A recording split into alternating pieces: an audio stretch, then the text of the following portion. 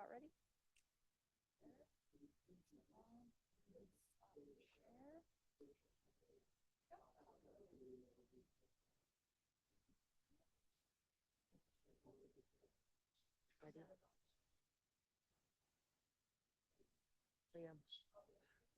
Liam. Good? Where'd you go? Give me a minute. Good morning. I would like to call to order the Board of Supervisors meeting for Trinity County. We will begin this meeting with the Pledge of Allegiance led by Supervisor Cox.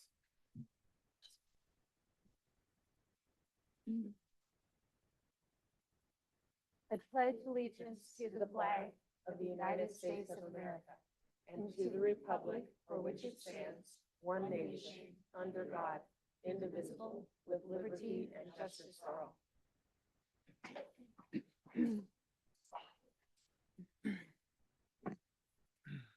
I just had the opportunity to hear the Pledge of Allegiance with about 3,500 people all in one room, and the tenor of that pledge in the midst of so many people is just, it's such a, I don't know, it's just a powerful experience. So anyway, we'll start this meeting with a presentation to Health and Human Services, CWS, and we will bring forward to adopt a proclamation recognizing March 2026 as Social Work Appreciation Month and March 17th, 2026 as National Social Work Day. May we please have those folks come to the...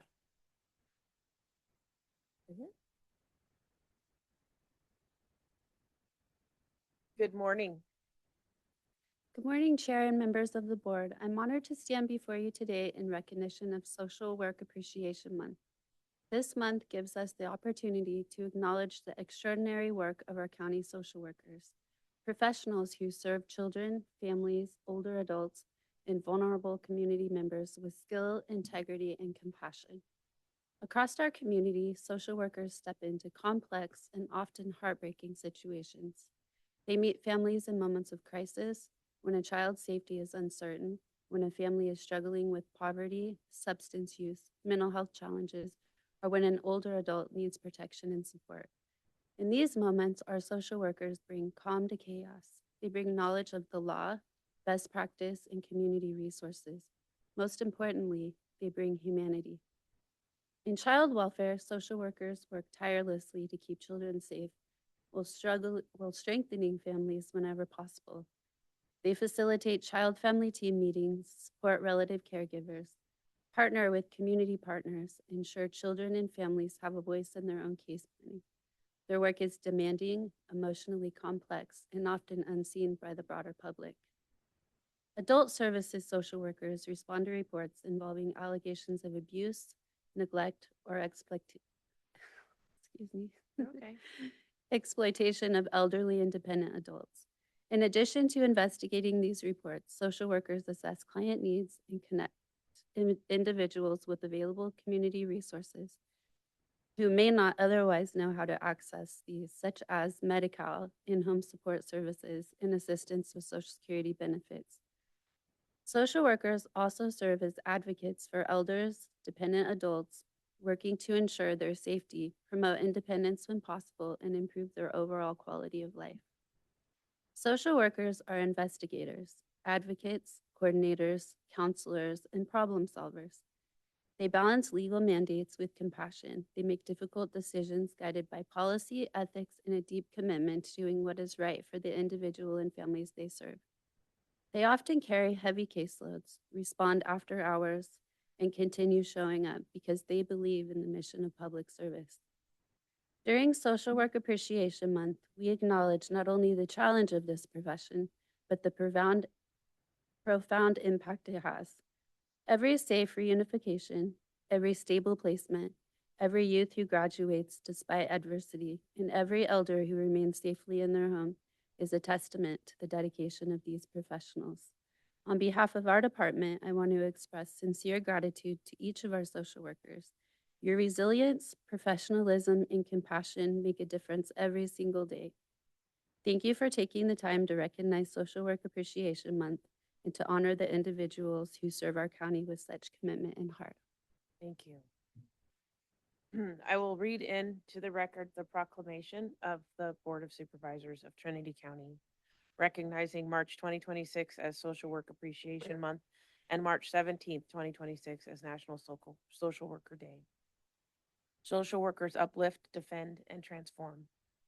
Whereas social workers positively impact the lives of millions of Americans daily in hospitals, schools, child welfare agencies, community centers, and within the federal, state, and local governments nationwide. Whereas for more than a century, social workers have worked to improve human well being, advocate for justice, and support people's basic needs.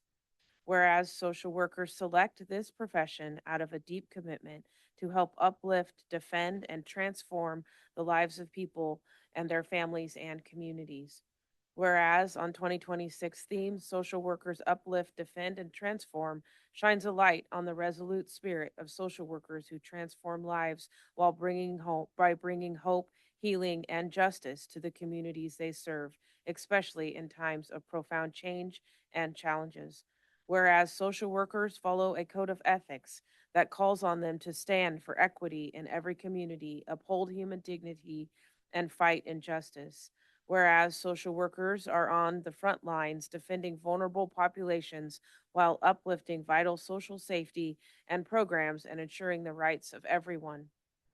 Whereas social workers assist those navigating trauma, grief, and systemic bias and help people recover from natural disasters, public health crises, and other issues while transforming their lives in encouraging ways. Whereas social workers confront oppression and racism, advocate for human rights, and advancing fair policies for all people by obliterating barriers that prevent individuals and families from thriving. Whereas social workers care for those who have mental health issues, are recovering from substance abuse disorders, and support the well being of children. Now, therefore, be it proclaimed that the Board of Supervisors of the County of Trinity, in recognition of critical contributions of social workers across our nation, proclaim the month of March 2026 as Social Worker Appreciation Month and recognize March 17th, 2026 as National Social Worker Day. Be it further proclaimed that the Board of Supervisors calls upon all citizens to join the National Association of Social Workers and Trinity County Health and Human Services Agency in celebration and support of social work professions. Duly passed and adopted on this day, the third day of March 2026, by the Board of Supervisors of the County of Trinity. Do I have a motion? So moved. Moved. I will second. Oh, go ahead. Supervisor Brownfield. Supervisor Brownfield, Yes. Supervisor Cox, Aye. Supervisor Lewiler, Aye. Supervisor Gogan. Aye. Chairman Carpenter Harris. Aye. Thank you. Thank you. We'll take a picture with you, with your team. Liz, if you let us.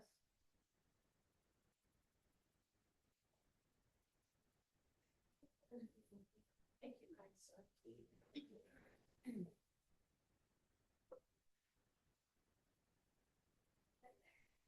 Thank you all for everything. Together a little bit. Pretend like you like each other. With me. That's a great idea. Yeah. This is good.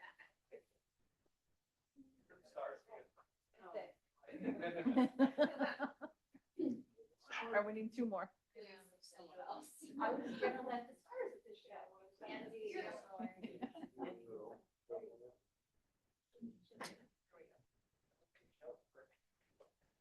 There you are. Yeah, we'll be friends. Okay.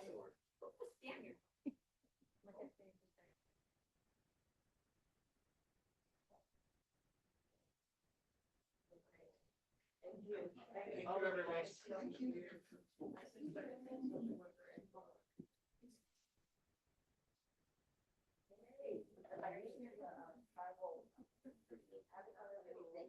Thank you, everybody. Thank you.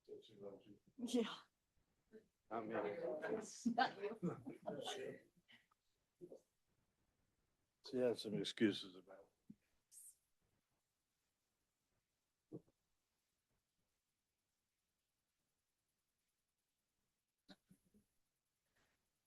That was a enjoyable moment. Mhm. We will now move to item A2. Receive a presentation from Grand Canyon University Development Counselor Renee Yomtop regarding online programs and scholarship opportunities. Hello, thank you. I misunderstood what this meeting was, so I brought donuts. Oh, perfect. Whatever you don't eat, I eat all the way home to Reading, so please do eat. I'm Renee. I'm a local counselor. I live in Reading with Grand Canyon University. We are just another option that I wanted our community to learn about in terms of how and where they can get their degrees. I work with Trinity County, Tehama County, a lot of other counties in our area to connect folks who either just want a little bit more self-enrichment or to move up the pay scale, whatever it may be. I connect them with degrees and scholarships and grant opportunities that could work for them. So how Grand Canyon works, my favorite part of the job is I get to be with them from application to graduation and even throw a little graduation party. I know school can be daunting for some, trying to connect the finances, trying to coordinate really busy lives. And so I'm there whether they have a tech issue, whether they have a FAFSA issue, anything along the way, they'll get my number and they just get to text me. So they have a little cheerleader and a little accountability all along the way to make sure that they do finish. One of the key benefits of Grand Canyon University is our online programs. We have over 270 fully online programs that are really built for the full working and full lived professional. So all the classes are between 6 and 8 weeks long, and it's one class at a time. We're kind of in the middle area where there's no live component they need to show up for. So there's no like 4 o'clock lecture 4 days a week that they need to be at, which can be difficult for full-time jobs and full-time family members. But they also have accountability where there's certain homework that they have to get done every week. There's a professor that will be looking, monitoring, and grading everything weekly. So we're kind of a middle ground. They have the freedom to get it done within their own schedules, while also having that accountability to actually get it done. We have over 100,000 online students at this point, and we have degree options ranging from healthcare and education is really our bread and butter. So we have certificates, bachelor's, master's, doctoral programs. We have bachelor's and master's in social work. They all went to work, but behavioral health sciences. We have cybersecurity. We're about to roll out some trade programs, which I know are becoming really big. So we know school isn't for everyone, but it is for some. And we just want to provide an option that makes it easier, especially in Trinity County here, where it's a little maybe tougher to get to campuses for a live experience. That with us, you do still get your degree and you get to kind of chip away at it. I know a lot of people have thought about getting degrees and those calendars just keep flying off the wall. So we're an option to just start and just keep chipping away at it for whatever their purpose is. We're very transfer friendly. Last thing I'll say, I see on the agenda we have Shasta. So we're very transfer friendly. We get a lot of students from Shasta. And we just get to help connect people with resources. So that's it. Again, please enjoy the donuts. Thank you. And thank you. How do we reach out to you, or how do we give people your location and Yeah, the best way would probably be to email me. And Okay. it's just renee.yomtob, YOMTOB, @gcu.edu. We have the opportunity to connect with businesses, local businesses in the area, and develop a partnership and a scholarship opportunity so that any employee within that local business also gets a discount and a scholarship as well. So we're teaming up with some local people here and down in Shasta County and Tehama. Again, we just want to provide a resource for those that do want to go. very good. Thank Yeah, you. thank you. Any further? We have a few questions if you don't mind. Yes. Supervisor Wheeler? One question and a comment. So is this same Grand Canyon University kind of headquarters out of the Phoenix Valley area? Yes. Okay. Yep. So I lived there for 25 years on and off.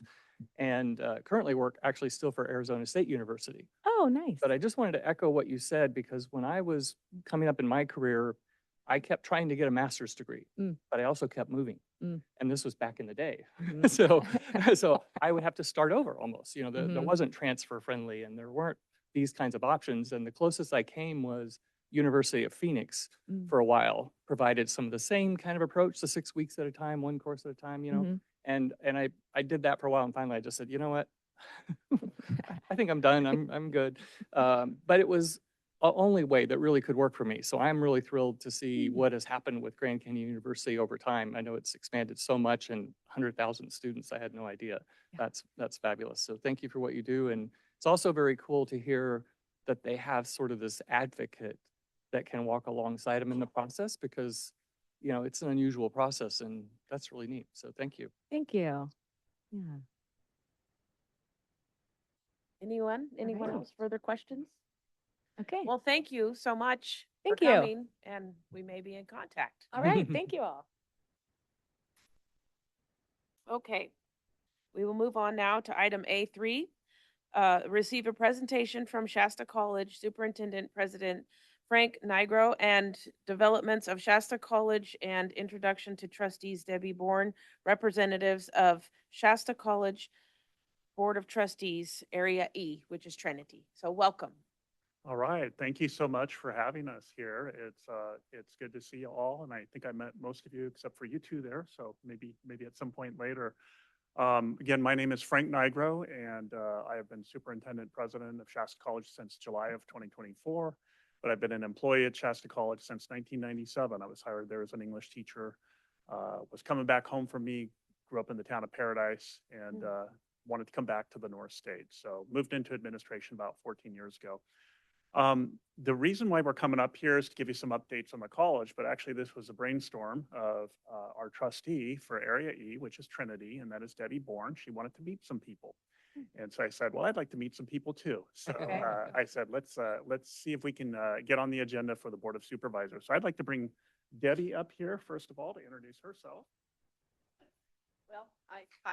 I'm Hello. Debbie. I am a realtor in Reading and have been a resident of Reading since 1972.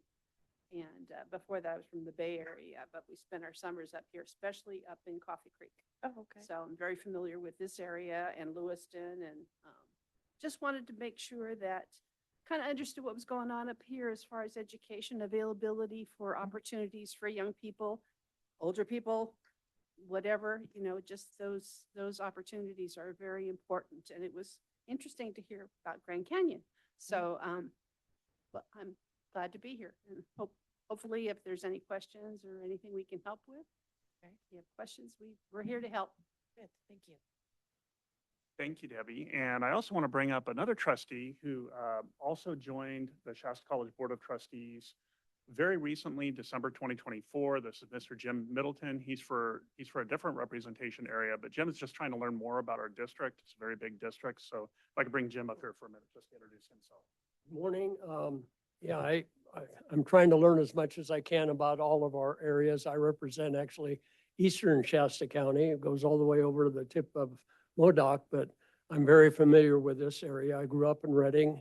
I went to Shasta College, got an AA, went to Chico, and I got hired way back part-time in 1969, teaching a couple swimming classes, commuting up, and then I was hired full-time in 71. And I taught health, physical education classes and coached. I started as a tennis coach, and then I moved on to track and cross country. And we had some of our best athletes from this area and eastern Shasta County. Don Merwin from Hayfork, Ernie Freer from Hayfork, great distance runners. Ernie actually qualified for the Olympic trials, but I spent my whole career at Shasta College and retired 20 years ago, which is hard to believe, but my heart is with Shasta College, and I had a ton of students and athletes that went through Shasta College that it was a stepping stone to great successes. And I'm one of, I think, of our campus's biggest salesmen, because I saw what it did for me. I saw what it did for a lot of my students and athletes. And I want to be as effective as possible. So when I heard about this opportunity, and I'm hoping to do something like this over in Bernie Fall River area too, which are my constituents. But I love this area. When I was in the early 60s, I came up here with my uncle who delivered milk, McCall's milk and Rainbow bread to the grocery stores in Weaverville and Hayfork. And I was telling Jill that I have been over Buckhorn Summit when the old road was that Yes. way many times, and probably more times I like to remember. And I used to get a little car sick, but after Yes. doing it after a while, I think we thought all this did. isn't the way to go. So, but I love this area, and hopefully we can get as many people from this area to Shasta College, and the benefits are just unbelievable. Our vocational programs, I think, are second to none, and students are coming one semester to the Fire Academy, the logging program, leaving there, getting great jobs with just one semester of college. But the opportunity is all the way through the transfer courses, and it's just a great deal. So hopefully we can benefit all of you folks up here. Thank you. Thank you so much. Again, all three of us eager to connect. We did leave business cards up there. And Susie, would you be able to call up the slide deck? I'll just give you a few little quick updates here. I promise not to take too much of your time. No, you're fine. Thank you for coming.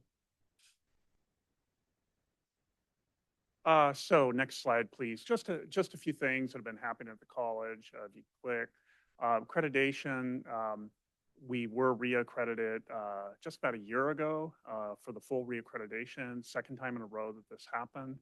And accreditation is basically like an audit of the school, and it tells us whether or not we are meeting certain standards, both on a federal level and according to our accrediting body, which is the ACCJC. We've also have a long series of clean financial audits, and the latest one just came in January 2026. So that's really good news. We had some great news in November when our Tehama campus, which is quite a bit bigger than our Trinity campus, was approved for center status. And that's actually a status within the community college system where if we reach a certain full-time equivalent student threshold, FTS threshold, it actually qualifies for more funding, which allows us to do more in Trinity. So we are at about 830 FTS right now in Trinity, and we believe that we're going to hit 1,000 FTS in about 2028 or 2029. So it's really, really good news for the whole district, but especially for the Red Bluff area.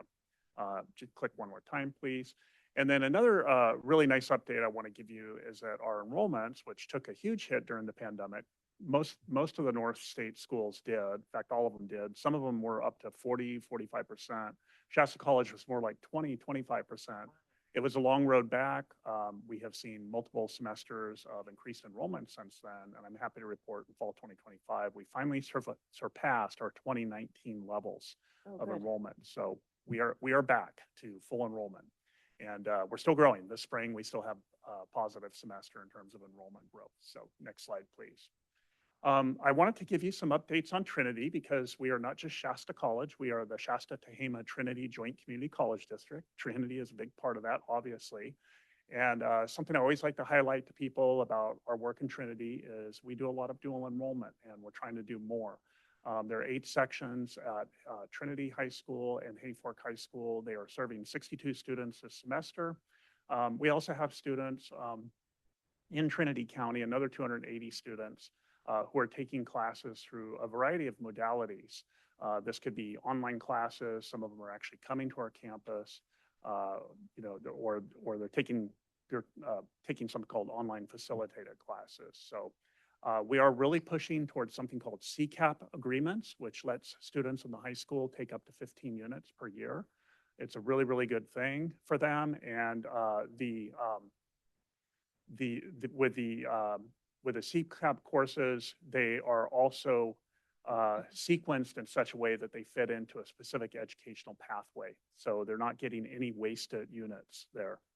And if you can click one more time, please. We also have a lot of online courses. Before the pandemic, we had a heavy online component just because our district's so big. It's just the most realistic way to reach our students. We were 30% online before then. During the pandemic, we went up to about 90% online. And now we have gone back to what we think is the new normal. It's about 40%, 48% online. And that's obviously an awful lot of online classes. We have lots and lots of online pathways where a student doesn't have to leave their home in Trinity County in order to complete a degree. And I think there's close to 50 degrees that we offer fully online now.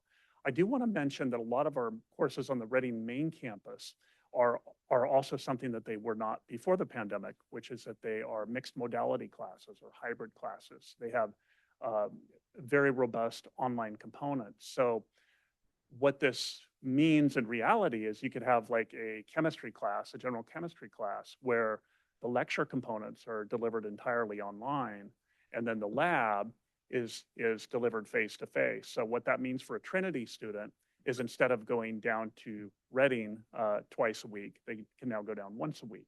Our welding classes are like that. A lot of our classes are like that. So they've become much more usable to Trinity County students. Next slide, please. Just a reminder that for our Trinity campus, we used to do interactive television classes there. We had to end that during the pandemic in 2020. We just were not able to do the in-person there. It really was not a great modality. I taught at Shasta College for 15 and a half years, and I have to tell you, I never wanted to teach interactive television, even though I taught a lot of online and enjoyed that and was very successful at that. So what we are doing with the Trinity campus is we're trying to reimagine it as a student support center. And we have staff there that are prepared to help students with financial aid, help them with their online classes. They can provide tutoring. We are trying to grow more HighFlex classes, which are face-to-face classes where a student can attend remotely. And so that is something where the Trinity campus will play a part too. And next slide, please. And then finally, I have just a handout here on just a little sampling of some of our outreach efforts. We are making a big effort to try to reach out to the area high schools and work with the community in any way that we can. I didn't even know all this stuff until I was getting ready for this presentation. I knew we were doing a lot of it, but I was just really impressed with the amount of outreach that we have been trying to do with the area high schools, with area employers, with job seekers. And so I just wanted you to be aware of that. Next slide. A few future projects. We are going to be looking at a bond extension in November 2026. I will be bringing a resolution to the trustees and asking them to vote on this. So that will be in May. But what it would do is ask voters to just extend or continue paying the same tax rate that they are currently paying on the 2002 bond measure A, which is just about to term out. So people would not be paying anything more. They would just be continuing to pay what they had paid in the past. Next slide. The implications for Trinity is possible remodels to the Trinity campus. I'm very interested in making sure that these ITV rooms get used by the community in some way or another, since we most likely will not be doing in-person classes there, or at least not a lot of them. The continued modernization of our IT infrastructure to support online and HighFlex instruction that obviously will benefit Trinity students. And there's also the possibility of remodeling the dormitories. Shasta College is fairly unique among community colleges in having dormitories. We have 128 beds, 120 beds in a main dorm, 8 beds in our ag dorms. And they are really in need of remodeling. 30% of the students who were in our dormitories last semester were district students, including Trinity students who were not in Reading. So we had a lot of Reading students in there. We had a lot of out-of-state students in there. But then it does serve students from Trinity County. It's very cheap lodging, very inexpensive lodging for students who really just want to have all of their classes be in person. Next slide, please. And just a reminder, our Trinity campus was funded by that bond measure H from 2002. It was built at a cost of almost $2 million back in 2008. And bond measures really are about the only way that we can do a major capital outlay project on campus. We managed our budget really well this past year. It looks like we might end up about $1 million in the black, which is good. One of the buildings that we're remodeling is $13 million. So if you look at the funds per FTS compared to the other 3 systems, the CSU and the UC, you could see there's just not a lot of wiggle that we have in our budget to do projects like this. So you might see something like that on your ballot. Next slide, please. And then another future project, we are allowed to do baccalaureate programs. Shasta College is very innovative. Back in 2016, we became one of the first 15 California community colleges to offer a baccalaureate degree. That's in health and information management. We had 15 completers walk at graduation last year. We are now in the works to build a second one, which is public safety management. And so this would offer a pathway for people, anybody who's dealing with emergency services, so fire pathway, administration of justice, paramedic, but maybe also some people who have gone nursing pathways. This would provide a very inexpensive and effective district-designed baccalaureate degree for them. And you could see some of the cost comparisons with the UC and the CSU of us offering a baccalaureate versus those other systems. So just wanted you to be aware of that. We believe that that would launch in fall 2028. And I think that's about it. Just have some more contact information here again.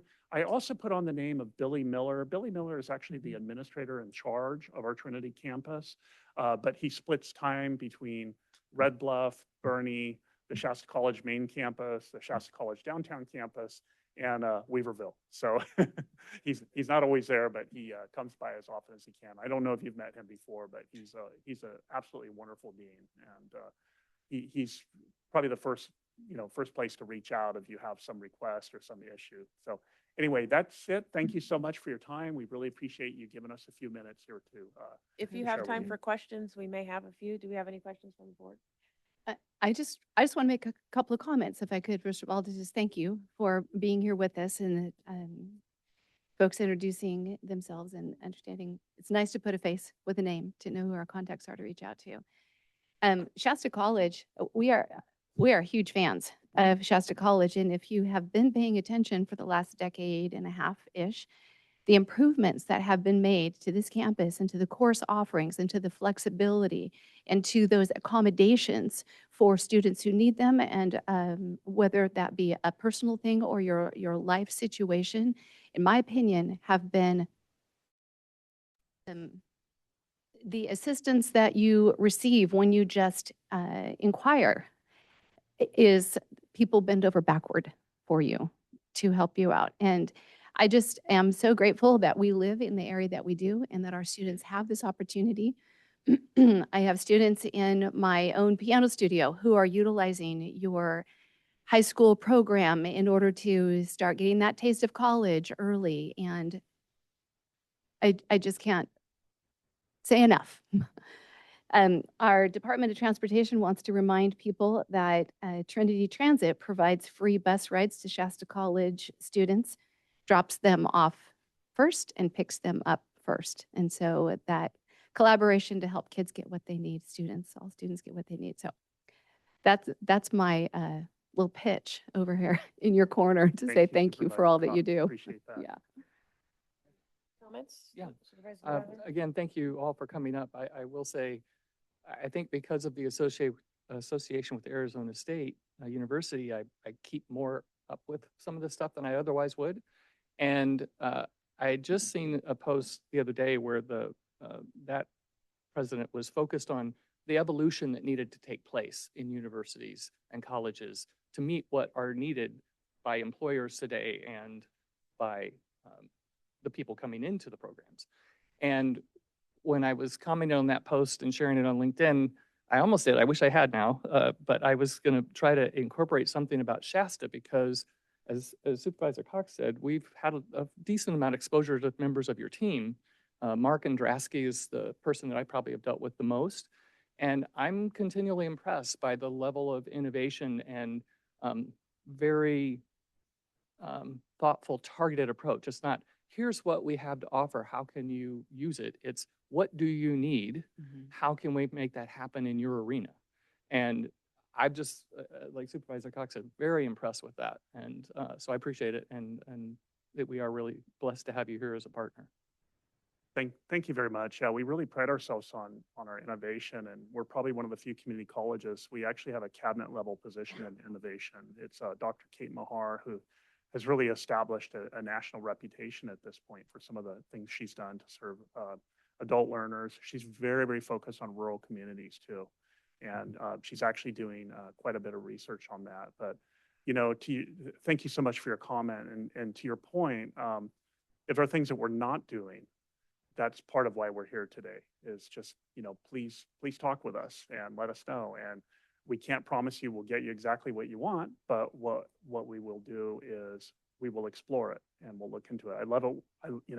I was vice president of instruction for 7 years, and I loved it when somebody said, why don't you do this program? Well, I'd start digging into that. I'd do the labor market indicator data. I'd start looking at courses, and every once in a while we come up with something that, yeah, we really could be offering that. So we'd like to hear your ideas, and we want to hear what your needs are. Thank you. Yeah.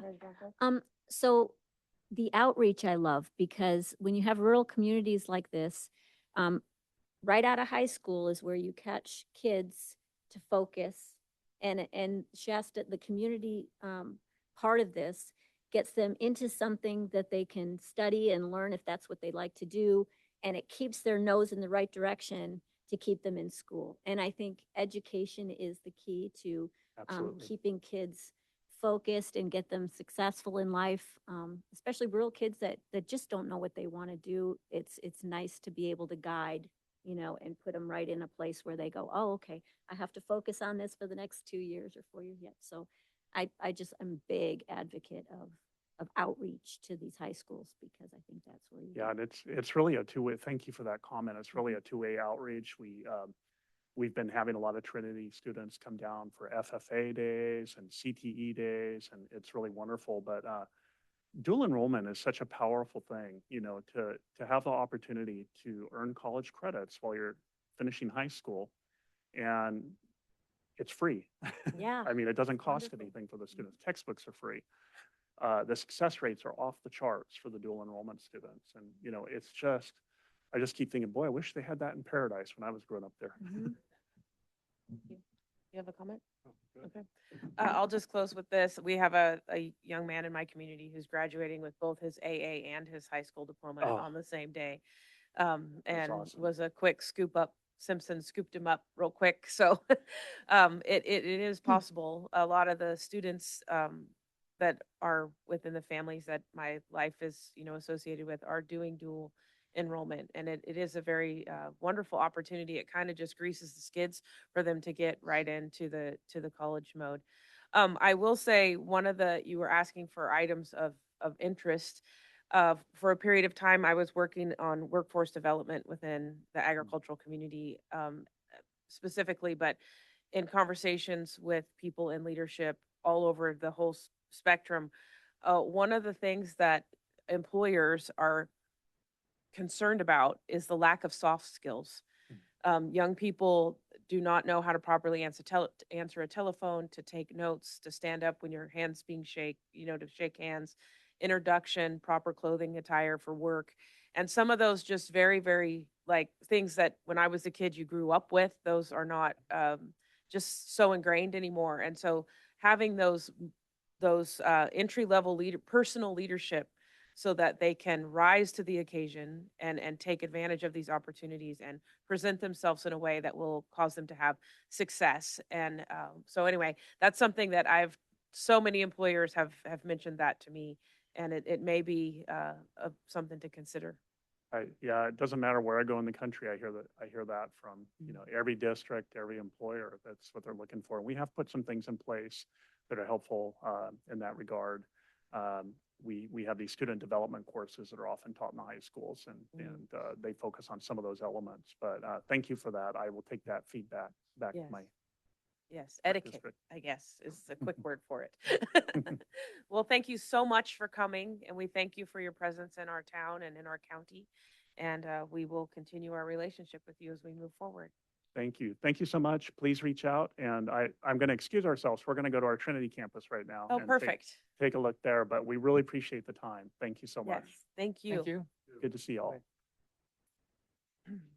We will now move to item A4. Receive a presentation from the U.S. Small Business Administration Public Affairs Specialist Charles Kite regarding SBA loans available to Trinity County residents, businesses impacted by the 2025 late December storm and the 2026 January storm. Welcome and thank you. Excuse me, thank you for having me here. I appreciate the opportunity to share this program with you. As you stated, I'm from the Small Business Administration Office of Disaster Assistance, Recovery, and Resilience. We've been around since the Eisenhower administration, which predates most of us. So the reason I'm here is there was a disaster in late December, also early January, which people were impacted. So we're here to offer a lifeline to those people that were impacted by the disaster. We have a low interest loan program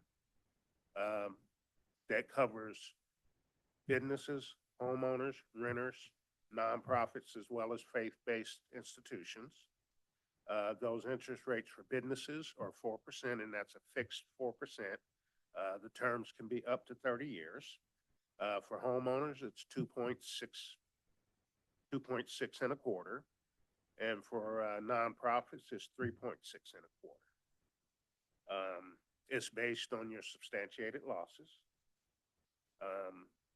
There is no payments for the first 12 months and no interest accrued in the first 12 months as well. And this is designed to get the businesses and homeowners back to pre-disaster status. So if you know anyone that was impacted by the storms, they can go online at lending.gov, or they can call our 1-800 number, 1-800-659-2955. Or if they would prefer a face-to-face consultation, we have a center that's open at the City Hall in the city of Reading. Okay. Is there any questions I can answer for you? Do we have any questions? Contact information Oh. again, please? Can we have the contact information one more Absolutely. time, please? Lending.gov/disaster. Customer service number is 1-800-659-2955. And we have a center located at the City Hall in the city of Reading. Okay.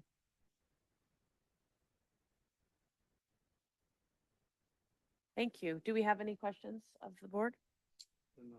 I'm just really thrilled that you came because feel like I'm always learning new things in this role, but this is the first I've heard, and those rates are amazing. And I know that there's a lot of people who probably have very much struggled and have no idea that this is available to them. And I'm familiar with University of Phoenix. They allowed me to obtain my master's because I was always on the road too. Good for you. You stuck with it. Well, we thank you very much for coming, and we hopefully if we have anybody that needs help, they'll be contacted. Yeah, if you know anyone, just share their information with them. And, the deadline is April 6th. Okay, that's for important physical to know. damage, and November 3rd for economic injury. Okay, I didn't really go over the economic injury, but that's for businesses that to give them working capital until things return back to normal. Oh, So okay. they don't have to have physical damage. If the disaster happened and their business was closed for a month, they could get a loan for their operating capital to keep them afloat. okay. Well, thank you very much. So say that one more time. The deadline is April 6th for personal. April 6th for personal physical damage, November 3rd for economic injury. Thank you. Thanks again for having Yes. me. Thank you. Thank you very much for coming. Chair, this is probably a given, but just would us to ensure that we do get this information out through our public information officer to our community. Yes. Thank you. We will now hear item A5, Transportation, receive a presentation from Caltrans District 2 Project Manager Bill Barnes regarding project updates for Trinity County. Welcome and thank you for coming. Good morning, board. Just wanted to give you an update on our State Highway Operation Protection Program for Trinity County. I'd presented previously a number of projects that we had planned to come out. This last December, our district director sent a note to the local agencies, and I believe Panos received the email. So I'm just going to kind of read from that what he said, give you an idea what's going on. So, due to increasing costs, declining gas tax revenue, and a steady stream of higher than average annual major damage costs. The Caltrans State Highway Operation Protection Program, or the SHOP, is undergoing some programming shifts. Due to constraints in the current 25-26 fiscal year, a SHOP allocation plan has been developed, which means many SHOP projects that were planned to be allocated for construction this fiscal year will be pushed to future years. This creates a ripple into the remaining program 2024 SHOP projects, the planned 2026 SHOP projects, and project initiation efforts for the 2028 SHOP and beyond. Caltrans District 2 and all other districts have proposed changes to our projects to meet these fiscal constraints. So one thing our management wanted me to make very clear is that we're not dropping projects, and that also we are putting out as many projects statewide as we always have. Last year we did 17 billion in projects statewide, and that's what we're planning for this year. And also that we are not cutting any projects, we're simply pushing them out to future fiscal years due to the funding. So with that said, if you can go to my first slide. So for Trinity County, in 25-26, we had planned the Tango Blue project along with the Burnt Ranch combined project, the Poker Bar project. And as you can see, those are getting moved. So basically we have, it equates to 2 projects per fiscal year. So the Burnt Ranch combined project was scheduled to come out. It would have gone to the June CTC. What we're doing is just pushing it to the August CTC. So it's only moving a few months really, but it changes the fiscal year. The Poker Bar project is getting pushed a full year out. And then the Weaverville project is one of those Ripple projects. So it's getting pushed from 27-28 to the 28-29 fiscal year. The Hayfork pavement project is getting pushed 2 fiscal years. And then the Gray Creek bridge replacement project is getting pushed out just 1 year. If you have any questions on those, I can answer later. And then the second reason I wanted to come here today, and this was more urgent a few weeks ago because we planned on possibly doing some work that would affect the residents here in Weaverville. As part of the Weaverville Fish Walk project, we're going to be doing some ground penetrating radar work and some acoustic monitoring work to identify where the underground utilities are. And to do that, they need to close the lanes and they need to close the lanes while they collect the data. So their plan is to do it at night and close off. The reason I'm here with this is because it's going to affect some of the local streets that we need to close off just because they can't have cars running over their equipment as they're trying to collect data. So initially we plan to do this in February. Because it has to be done in dry weather, we've pushed it off a couple times now, and our most recent dates are the week of April 20th.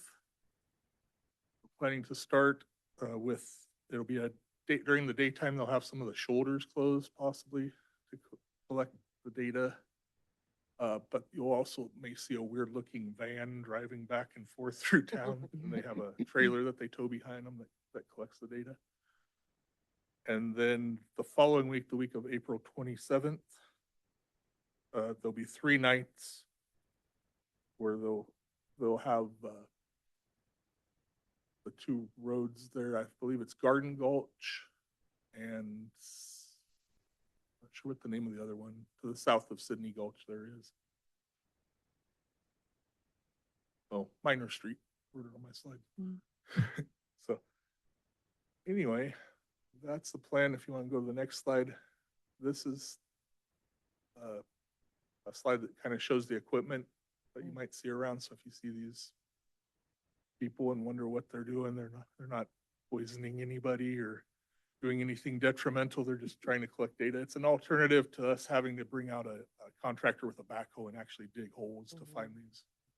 They may still do that for verification purposes, but this gives us a good start on where the utilities are. Is this the same project that was referenced in the earlier slide that says it was delayed for a couple Yes, years? So you're just yes. doing this This is early on, analysis to help you prepare for later. so that they can do design that hopefully avoids these Thank you. conflicts, yes. And that's all I had. Any questions? Yes, do you have any questions? Well, I have concerns. So we can, I empathize and I think we're all on the same page. So my questions are certainly not directed at you personally. You're the messenger coming to tell us.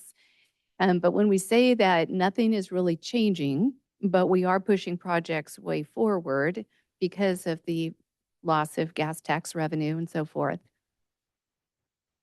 it sounds like all will be well. We just need to slide our calendars forward. But really, the ongoing like damages and just sort of maintenance that needs to be done isn't going to change. And so what I picture in my head is that more projects, if the world had not changed with our gas tax situation, more projects would come to the table. They would be slated. They would be accomplished.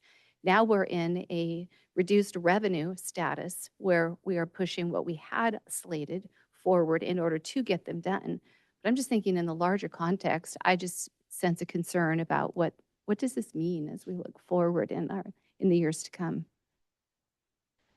And that's probably not a fair question. That's probably just rhetorical. We're probably all asking the same question. Yeah. Yeah. And the economy could change. We could have an influx of funds that weren't anticipating. In that case, these projects will be ready to come out earlier Mhm. if that would Yeah. happen. But right now, we don't see that happening. Yeah. That's why we're needing to push on. Yeah. Thank you. Further questions? Seeing none, thank you so much for your time today and for coming. Thank you. Appreciate that. Yeah. We will now move forward with our public comment period. This time is for information from the public on matters not appearing on this agenda or within the consent calendar. All comments are limited to 3 minutes and must pertain to matters within the jurisdiction of this board. When addressing the board, please state your name for the record and address the board as a whole through the chair. No action or discussion will be conducted on matters not listed on the agenda. However, the chair may refer the subject matter to the appropriate department to follow up or schedule the matter as a subsequent board agenda. We will now have public comment from in the room. Morning, sir. Good morning. I have a concern with the Trinity Transit schedule. People who come in the afternoon from Willow Creek to go to Reading, they get stuck in Weaverville for the next morning is the soonest. Unless it's Friday, then they have to wait until Monday to get on a bus to go to Reading. The problem we've been having at our office is people come in looking for help because they don't have the funding or the resources to stay in Weaverville for 3 days. So, it'd be nice if we can get a schedule where the buses can actually go from Willow Creek to Reading, so people don't get stuck. But it's something we need to look at. And, or, they say that we can call the church to get help for these people, except the churches don't work on Fridays and Saturdays. So that's not an available source either. So either we need to have some type of housing for these people or a way for them to get to Reading. Okay, thank Okay, you. thank you. Yeah. Thank you. Thank you. Further public comment in the room?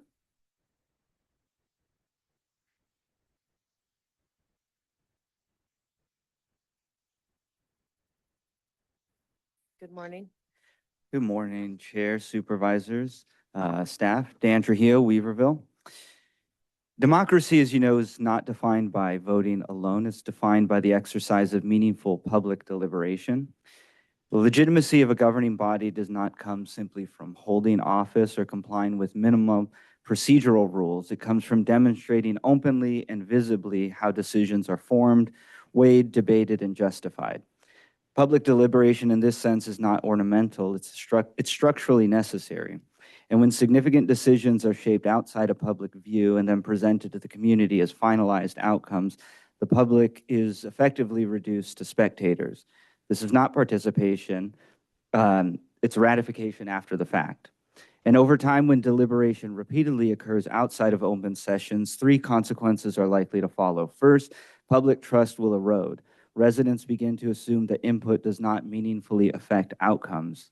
Second, institutional legitimacy weakens. Even lawful decisions become publicly fragile when the reasoning behind them is not publicly articulated. And third, future governance becomes unstable. When processes are opaque, subsequent boards inherit decisions that lack durable public buy-in, creating cycles of distrust and conflict, which we've seen over and over again. The Brown Act establishes minimum transparency requirements, but democratic legitimacy requires more than minimum compliance. It requires visible deliberation on matters that shape the direction of this county. This board has the authority and the responsibility to deliberate in public.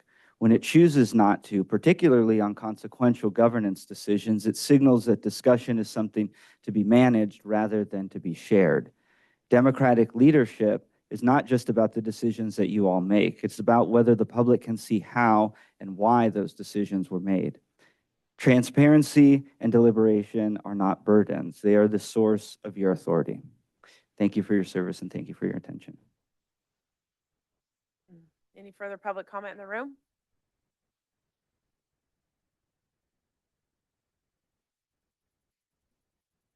Morning, Chair, Supervisors, Vidette Vanderweide, Lewiston. I'm here to comment on my concern regarding the extension of the CAO contract.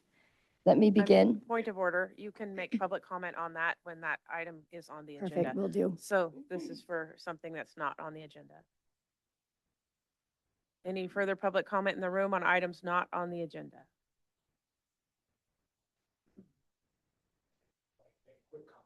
Yes, sir. Mark Gearing. I just wanted to quickly comment. I was here 2 weeks ago and Liz Hamilton gave an excellent report concerning Health and Human Services and commented, pointed out a lot of statistics and things around mental health. And I just wanted to just bring up again I was here about 6 or so weeks ago talking about a mental health coalition that was being led by Jamie Bottazon. And I just wanted to bring that up again. I regret I didn't bring flyers today. I brought flyers when I was here initially. But I just wanted to get the word out again that we're meeting at Mountain Chapels where the meetings are being held on Wednesday nights at 6:30, free classes surrounding mental health and relationships. So just getting the word out again. Thank you. Any further public comment in the room on items not on the agenda? Seeing none, public comment online? Catherine? Catherine Sidman, Lewiston Road, Lewiston. Catherine, we're not able to hear you. You still can't hear me? It's better. Okay, I'm gonna just try to speak up. How's that? That's better. Thank you. Okay, I'm having a super hard time hearing you too, if it's any consolation, so it's probably my internet. I just was hoping for more information on the current status of the 911 repeater serving Lewiston. I'd love to know how many 911 calls we're receiving and how many are getting out to our really great volunteer fire department here. And just as the project goes, I know it's ongoing and I saw the last update, but I would really think that it would benefit the community to be talking about this as a regularly agendized item until it's resolved so that people understand their options. If there's going to be a delay in 911 response, they should know that ahead of time as part of our taking care of our community. So I'd really love to hear more about that on a regular basis. Thank you. All right, thank you. Further comment online? I have no additional raised hands. Okay, thank you. We will now close public comment and this board will take a break until 10:10.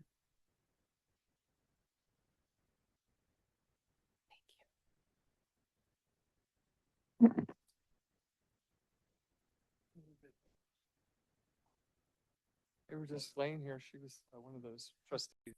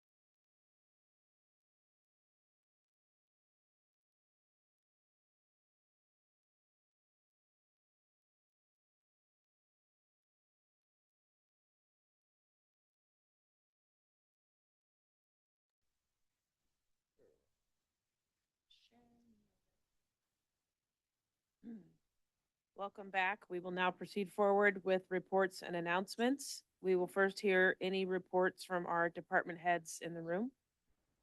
Seeing none, do we have any department heads online?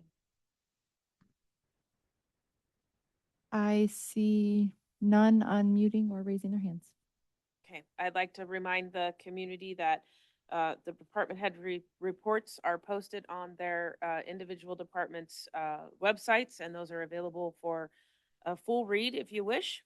And just to remember that just because they're not present here does not mean that those department head reports have not been submitted and posted on their websites. We will now move to report from our county administrative officer. Welcome. Thank you, Chair.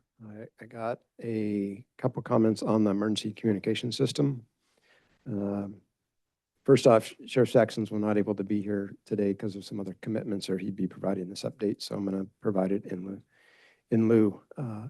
As Sheriff Saxon stated during the last board meeting, 100% of the 911 calls are being county to include the Lewiston area.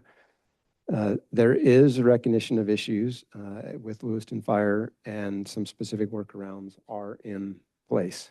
Although not ideal, those workarounds are getting notifications to the first responders for 911 calls.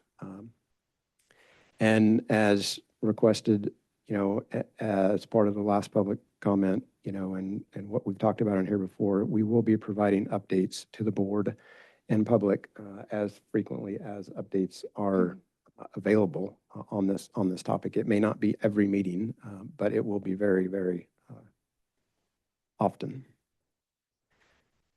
So the county received the service providers' rough order magnitude estimates on Sunday, March 1st, for the high priority repairs. The highest priority repair category is infrastructure grounding, and the highest priority location is Organ Mountain. For Organ Mountain grounding repairs, the rough order magnitude cost is $40,000. Additional Organ Mountain general repair, which includes removal of old abandoned equipment, antennas, and some transmission lines, and replacing batteries that are older than 4 years old or failed a capacity test as part of their initial evaluation, will be included for approximately $15,000. There's an additional antenna and equipment cost of approximately $10,000 for some items necessary at Organ Mountain. So for a total of $65,000, again, this is rough order magnitude. This will take care of Organ Mountain repairs. The service provider is finalizing agreement details over the next few days, and based upon a meeting we had with them yesterday, they're going to provide us a detailed repair plan for Organ Mountain. My plan right now, unless the board provides different direction, is to sign the repair contract as soon as possible and bring the contract back to the board at the next meeting for ratifying signatures, as the contract is going to be over $25,000. There is lead time on parts, and we need to get the technicians scheduled, get on the technician schedule so these repairs can get started as soon as possible, and we don't need to waste any more time. So unless there's different board direction, we do have the money. We will need to bring forth a budget adjustment for that during the next meeting, and then this contract amendment for ratification. But I'd rather sign this and get this moving now versus waiting another, probably 10 days to 2 weeks before we would get it back before the board again. Pending any questions? Any questions from the board?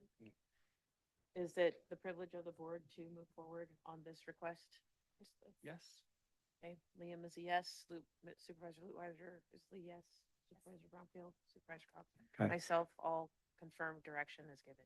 Okay, thank you. And just for your, we did get a full overall programmatic rough order magnitude cost estimate from the service provider for all the areas. There's obviously some big decisions that will be needed to be made as far as specific locations, what updates would be needed to be made. Do we need to keep equipment at each one of those locations? There's some infrastructure at each one of those locations that is higher priority than others. So the overall, worst case scenario, Rom, right now is about $1.5 million for a complete, system overhaul, which I think is a pretty good cost, considering, we're 3 decades into this without having spent much, if anything, on system upgrades and maintenance. So we're going to work through that. We're going to continually to hone in on the details of that and prioritize this. But with the initial limited funds we got through the state, we're going to look at other funding sources, using some of our OES funds to help facilitate the methodical repairs of the prioritized areas that we have been provided and that we're going to work through. So, the team is confident with where we're at. I know everybody would like to get this done faster, as we would, but, this is a 3 decades problem that has been developed and we're working on it. So, if we can get things turned around in probably, 6 months or so or less, I think we'll be doing pretty good.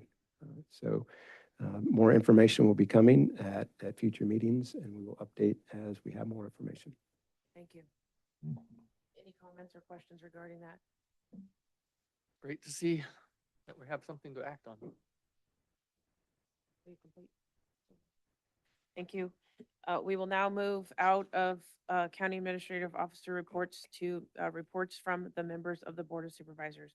This, we will start with Supervisor Gogan. Thank you. I had no out-of-county travel. I did have a couple meetings canceled. Myself and Heidi had our NCRP last Friday postponed due to, it looks like they have the funding, they're just not sure how much they have and how they're gonna pass it out. So that meeting will probably come up in the next couple of weeks. And then on April 17th is the main meeting for NCRP on the coast in Eureka. Always a great meeting, great people there. Probably one of the better groups that I am with. My town hall was postponed because of weather, and one other meeting was postponed because of weather. One last non-supervisory thing is that our girls varsity basketball team here in Weaverville made the state championships, and we'll be playing tonight at home. And the boys also did and they'll be playing in Novato this week. Not sure what day, but this will be the farthest besides 2 other teams, my son's team and one other team, to go this far in Trinity County history. So both teams are setting records right now, and I hope they continue on. I was at the game at Shasta on Saturday and saw Tara Jones there from U.S. Forest Service, which was kind of interesting, Shasta College, where the boys did win. So whoever would like to show up tonight at the high school for the women, that'd be great. And the boys in Novato later this week. Very good, very good. Supervisor Weiler? Yes, on the Tourism Development Committee, I met with Civitas Advisors to discuss our new working agreement. This is where we shifted from a monthly arrangement to an hourly arrangement to allow us to make better use of the remaining funds. Terry McBrayer is providing updated data for our use in outreach efforts. So I will be scheduling our first stakeholder workshop soon. So we'll try to invite some of these key stakeholders to get more information about what we're proposing and getting their input about things that they might like to see changed, and basically determining if there is support to keep pushing this forward. NORTEC, we co-chaired the joint board meeting in Chico last week. I think I've mentioned this before, but there's 2 boards that make up this, a governing board and a workforce board. Both of those are chaired by people in Trinity County this last year and this year. And so we've been working very closely on some of the challenges that have been presenting themselves within the NORTEC organization of late. But we have been able to work through all those, and the meeting went very well.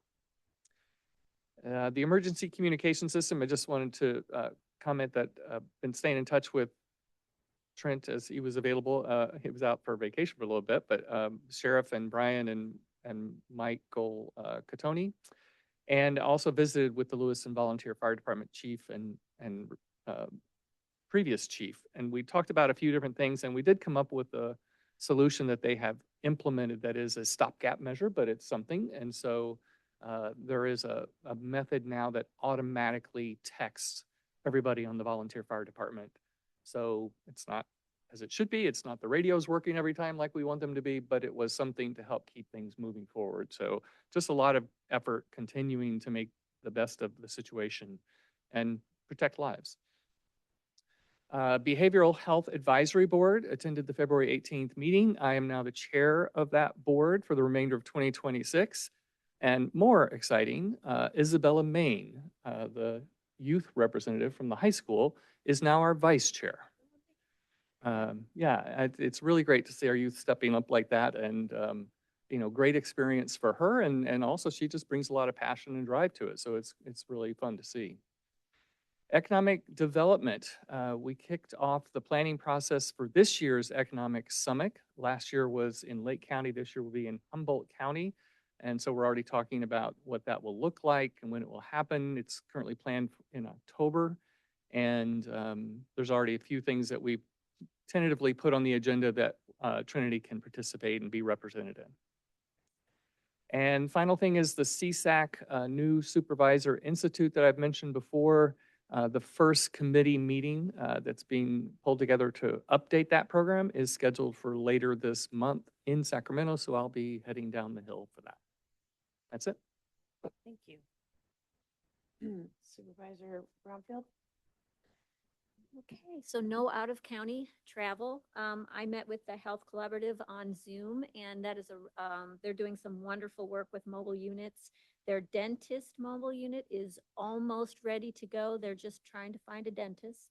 That the actual truck itself is in good shape, so we're just waiting on that, and they seem to think that that's going to be ready by the end of the year. So hopefully that's true, and I think that's a wonderful advancement. Also, the HRN has a program for training drivers to take people to appointments, to doctor's appointments. So if anybody is wanting to do that and wanting to apply for that, they should call the HRN and they can set them up with the applications and all the further information that they need to do that. And there are vouchers for doctor's appointments available to the very most rural people. So I want that to get out there. I want people to know that that's available to them. And so it's a wonderful collaborative. That group is really efficient and very passionate. And thank you, Cameron and Kristen. And that's it for me. Thank you. Oh, LAFCO, but I'm going to leave that for the chair, for Jill to explain what went on in the LAFCO meeting. Okay, perfect. Thank you. Supervisor Cox? So I had no out-of-county travel. Fire Safe Council. PUD brought forward to the Fire Safe Council a letter of support. They were requesting, the Fire Safe Council did approve it. I sent my own private letter to them. I don't know what the deadline is for letters of support, but I would share that with other supervisors if there isn't time to do this collectively as a board and get it on agenda. But they are looking for a $900,000 grant, which would enhance local capacity to reduce large unmerchantable forest products that are surrounding the right-of-ways. PUD intends for this equipment request purchase to be available to other agencies within the county doing similar fuel reduction projects. The work builds upon previous efforts and partnerships and directly supports the regional goals identified in Trinity County Community Wildfire Protection Plan. So I apologize for not reaching out to the PUD and having a date certain of what would be needed for that, but you may wish to do so. LAFCO meeting, we did discuss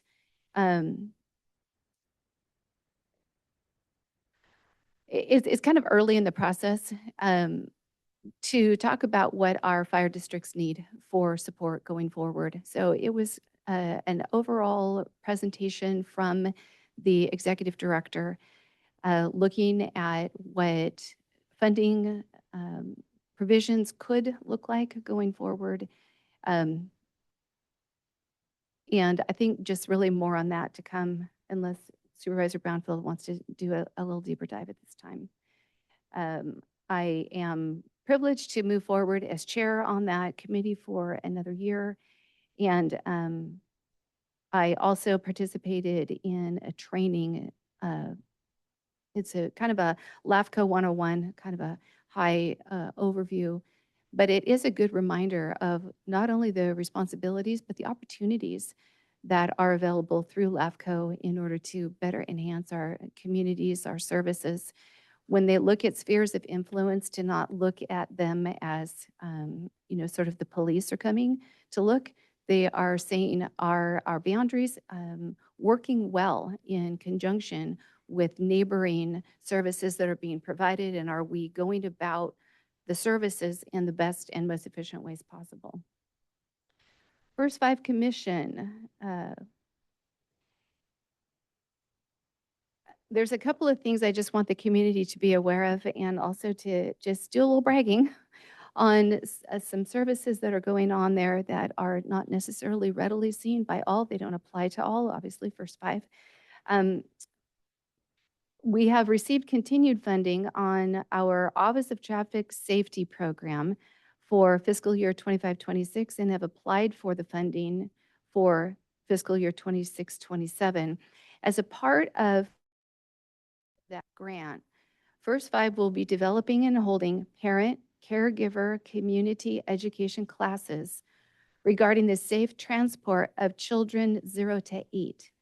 We will continue to offer car seat checks by appointment, by drop-in on Wednesdays, and via WIC, that's Women, Infant, and Children appointments, and provide replacement safety seats as necessary.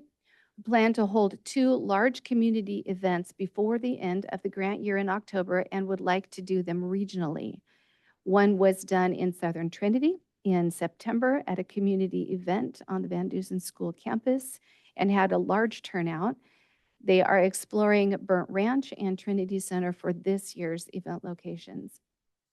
And then to the Women, Infant, Children program. It has been a part of the small pilot program within California WIC Association and Sac Valley MedShare to develop an electronic referral system between local medical providers and our WIC office. The providers will be able to directly refer parents, caregivers, and children to the WIC office via an electronic system and more easily and readily access the child's current biometrics, such as height, weight, hemoglobin levels, needed to issue appropriate nutrition services to the child and the family. The pilot, I love this, the pilot involves Trinity, Lassen, Los Angeles, and San Diego counties. Wow. We are proud to help pave the way in exploring how best to implement these services within a small county.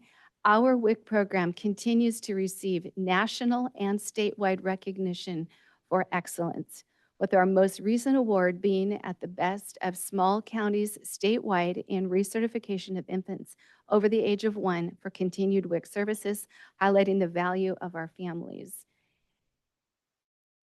find in our program and services. And I just think that that is phenomenal. That is neat. It's neat that it stretches from the north to the It is. southern. Yep. counties, yeah. Yep. Very good. That is the end of my report. Thank you. Thank you, all of you, for all of the work that is done. That is so much more than just setting up here on the Tuesdays that we are here. We're busy. I just want to report out. My report out will be a bit lengthy, but I feel it's necessary to share. I attended the National Association of Counties meeting, left straightway after the board meeting, last board meeting, and headed down DC, where I serve and sit on the Public Lands Caucus. And in that, during the meetings for the public lands, these are counties that are dominated by public lands throughout the nation. And we bring forward situations and concerns and have conversations about the way that we need to make sure that these rural public counties' voices are heard on the national level. So I'll just go through some of the things that were brought up and spoken about. We had the opportunity to listen to the chief of the U.S. Forest Service and the folks from the Department of Interior and had a wide array of folks that work within NACO and within those departments serving the Public Lands Caucus. And we had conversations regarding the Endangered Species Act and the renewal of some of the policies that are listed inside of that, going through those, reviewing them, asking for changes in specific areas, and looking at ways that there were unintended consequences and negative impacts across rural communities due to the Endangered Species Act, and how we might be able to filter that out and continue to protect those species that are under threat, but also allow for the work that needs to be done on the ground in our wildlands to be done. There's a strong push from this administration to reopen grazing lands that are on federal properties, to bring cattle in as a tool and a opportunity for fuels reduction, to open some of our large meadow landscapes back open again that have been encroached on heavily by vegetation, and to just get back to work on the ground with America's ranchers. There has been a significant amount of mining permits that were closed under the last administration that have been reopened, and several more across the western U.S., bringing out the resources that we have underneath of our feet to promote and create fuels and other energies that are important to our nation. They are looking forward from the Forest Service perspective into increased fuels reduction projects to help maintain and keep safe communities, especially on the edges of those communities as they interface with forest land. They want to do a much deeper reach into our forest lands to reduce those to reduce those heavy fuels and create a safer, more healthy forest environment for all of us. They are looking forward to having out of the plantations that are in the U.S. Forest Service lands to get timber sales rolling. They recognize that because of a reduction in timber sales for so many years, that the infrastructure is not necessarily in place to do this at a level that the current administration would like to do, but they are looking for ways to support existing timber companies and the ability to harvest our timber and put that into lumber and build the housing situation in America. Build American homes for American people with American timber is kind of the motto there. There is an increased effort to place the wild burros and horses into private folks' farms and ranches. They are really impacting the rangeland out in the western U.S. The stocking numbers are entirely too high for what the range can produce feed for, and so we are having some significant overgrazing in public lands that need to be. These numbers need to be brought down in order to reduce the negative impacts of overgrazing on public lands, and so they're increasing adoption efforts to get some of those animal units off of those grazing lands. The Good Neighbor Authority is smiled upon, and this particular chief is very interested in making sure that the Good Neighbor Authority is utilized to its fullest extent. And they are even beginning to work on methods.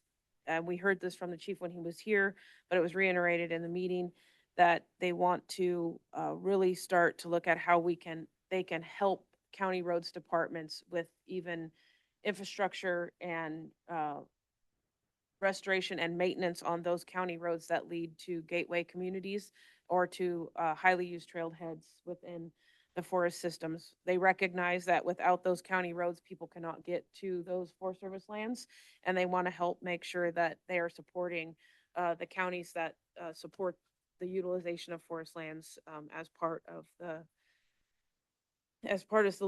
the plan looking forward.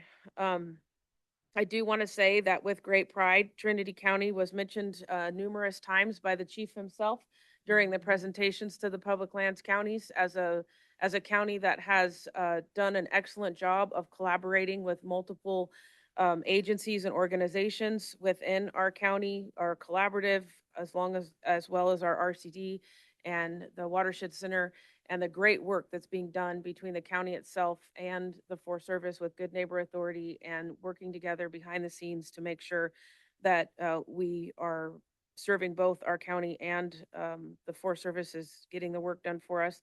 It's pretty cool when you're in the middle of all of these people and the chief takes time to point out that Trinity County is in the house and that they're very grateful for the work that's being done. And I think that that is very, very, that speaks a lot to the amount of work and effort that the people in our county do for the natural resources. We also heard from from Congresswoman Malloy, who was representing the House Natural Resources Committee. She spoke in great length on the SRS and the need for us to continue to make our voices heard, and also in the payment of lieu and taxes for the PILT. There was a lot of conversation about the fact that those PILT payments need to be increased, and how do we get from here to there with those. And I also had the opportunity in that moment to be pointed out of the crowd, although I'm not the one that did the work.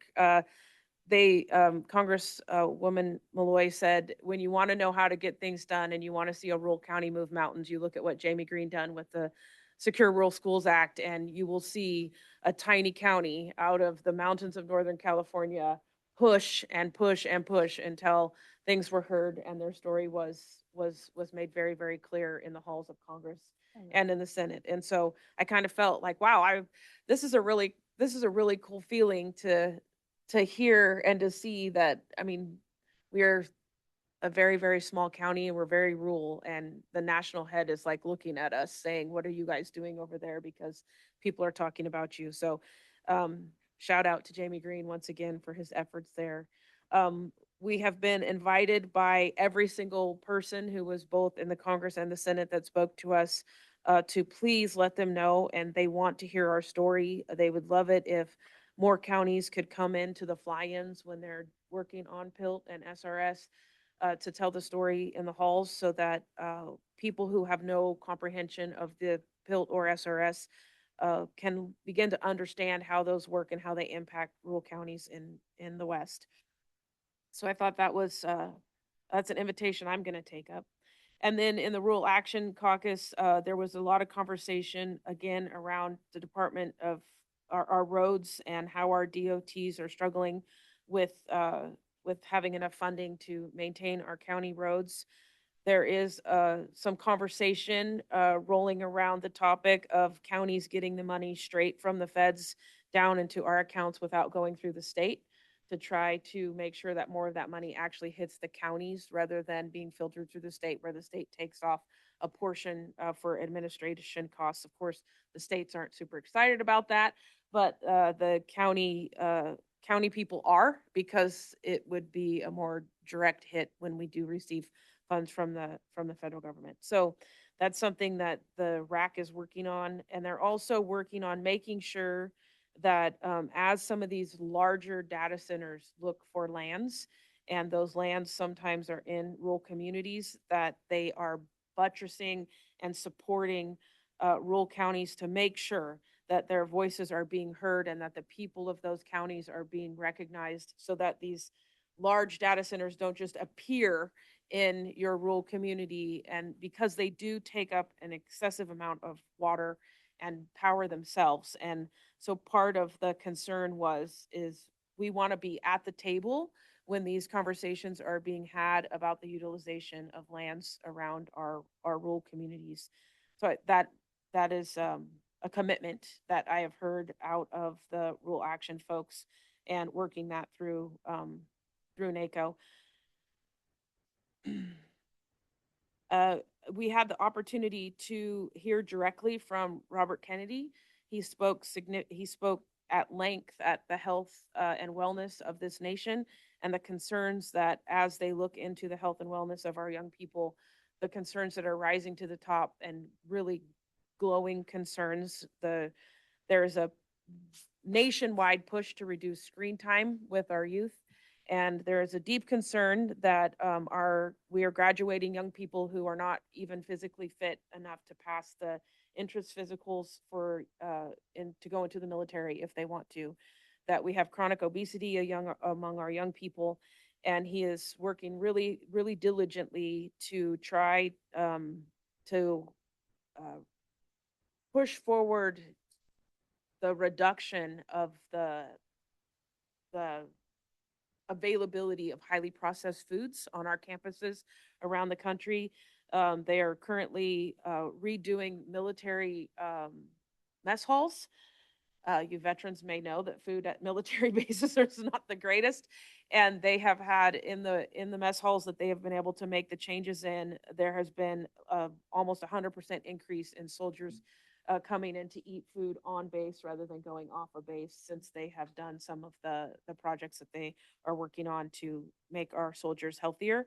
They are also conducting studies nationwide and introducing healthy and whole foods throughout our jail systems, because they realize that mental health is directly connected to your ability to have healthy and good foods. Because if you have a starving brain, you have a violent brain. And so bringing healthy foods into our jail systems, as well as really fine-tooth combing what's being presented in our schools across our nation, to make sure that we are feeding our kids whole, healthy, and local fresh foods as quickly as possible. And that's something that you can tell he speaks with passion about, and I'm grateful for that. Also, it was fun to be at the meeting where the Coalition of Native American Leaders, we had a luncheon, and it was put in place to fully recognize that the Native American Leaders Group is now an official organization underneath of NACO, and it has a membership, and your ability to participate is there. We had some speakers come in talking about primarily the commitment that the federal government is not only required to be held to, and is looking forward to maintaining the relationships with Native American tribes around the nation, and to help people understand that although things had been cut in the area of DEI, that Native American tribes are not within that framework, because we have trust rights, and that those programs that are set aside for Native American peoples are still in place. So that was a good meeting as well. I have lots and lots more information, but in time, in the respective time, I will hold that and try to funnel that out to the appropriate department heads for the things that I grabbed a hold of, names and contacts that I will be handing over to them. On a state level, I attended the government appointments webinar, and there are still many, many appointments that the governor is trying to fill in his last days. And that if you have interest in that, you can go on the California website for governor appointments and look at what places are still vacant if you want to fill some of those. I myself was an appointee for 8 years to the North Coast Regional Water Quality Control Board, and it is definitely something that is a good experience for you to serve on the state level. On a local level, I met with our planning department leaders and with HHS, and I really just enjoy getting to spend time with them and really diving deep and understanding the things that they're working on and what help looks like to them. And then also, as Supervisor Goga mentioned, the NCRP has received is working on and likely to receive funding in the illegal cannabis cleanup proposal that has been brought forward, and that will help with the cleanup of trash, pollutants, and abandoned vehicles and RVs on some of our illegal grow sites. So that's Supervisor Carpenter Harris wrap for 2 weeks. So thank you, community, for allowing me to serve you on NACO. I really enjoy the meetings. They're intense. You work long hours, but it's access to materials that we wouldn't normally have access to. So I will close with that. And do we have a report out from the tourism, our ad hoc tourism funding, or did you do that in your? I do. I just wanted to thank you. I think you just demonstrated a best practice update from one of these events. Thank you. Yep, I think it was really good. And I think sometimes, like, I'll send a bunch of notes, and that's helpful. People can read them at their pace, and I don't do as much here. But but I think everything you said here should have been said here. So I appreciate that, and I think you can kind of hopefully lift us up as we go out to represent the county. Okay, tourism funding. So this is a ad hoc committee versus the tourism development standing committee. In this case, I just want to let people know that the Trinity County Chamber of Commerce met with 26 Digital, the organization that we have funded a few sessions with, 6 to be exact. And they're setting the stage for that collaboration throughout this calendar year because they do have that lead on our behalf. The first session is going to be focused on their website because that's kind of the core. If you're going to do a lot of digital marketing, you're pretty much driving it back to the website. And so they want to make sure that that is where it should be before they really dig in on the rest.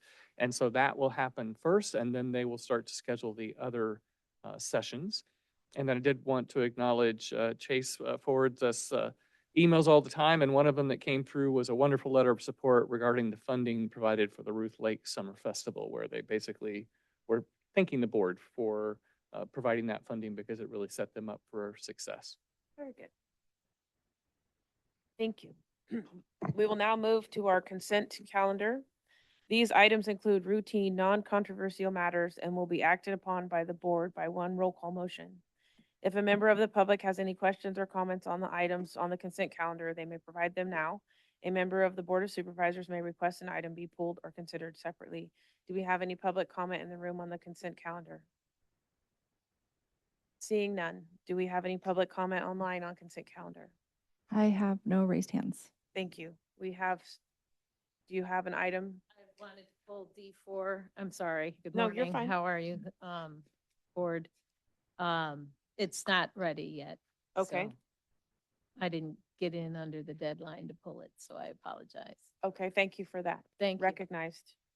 Do we have a motion for the board for our consent calendar with the pooling of D4 as will be retained for a later meeting?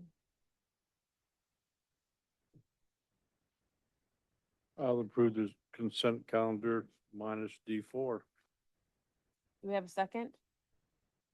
I will second. Okay, call for a vote, please. Supervisor Leutwiler, Aye. Supervisor Gogan, Supervisor Cox, Aye. Supervisor Brownfield, Aye. Chairman Carpenter Harris. Aye. Thank you. We will now move into county matters. These items include non-routine or controversial matters that are listed alphabetically by department. A member of the board staff or public may request an item be heard out of order. Seeing that we have only one item under this, we will move forward with that single item of E1. Board of Supervisors approve amendment number 3 to the agreement with Trent Tuthill, extending the term to April 18th, 2028, and adding additional personal leave to serve as county administrative officer to the county. Do we have any public comment in the room on item E1?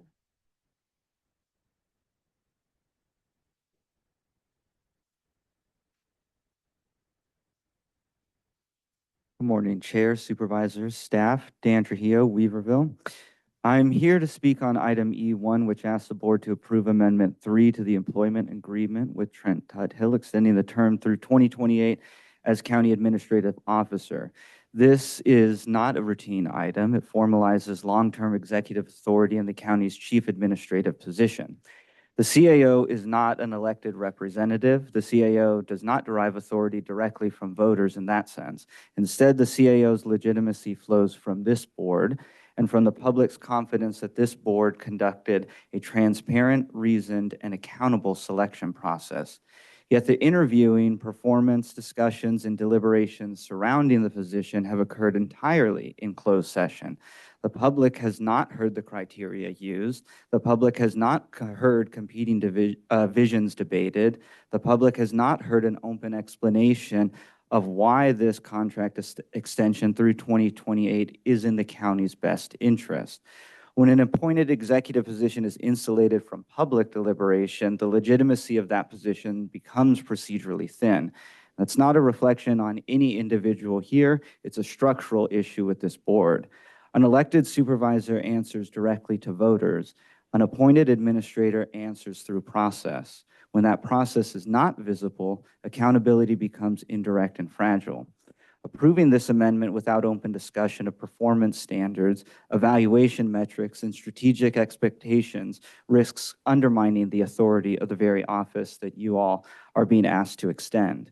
If the board believes this extension is warranted, which I assume that the board does, then they should articulate it in open session.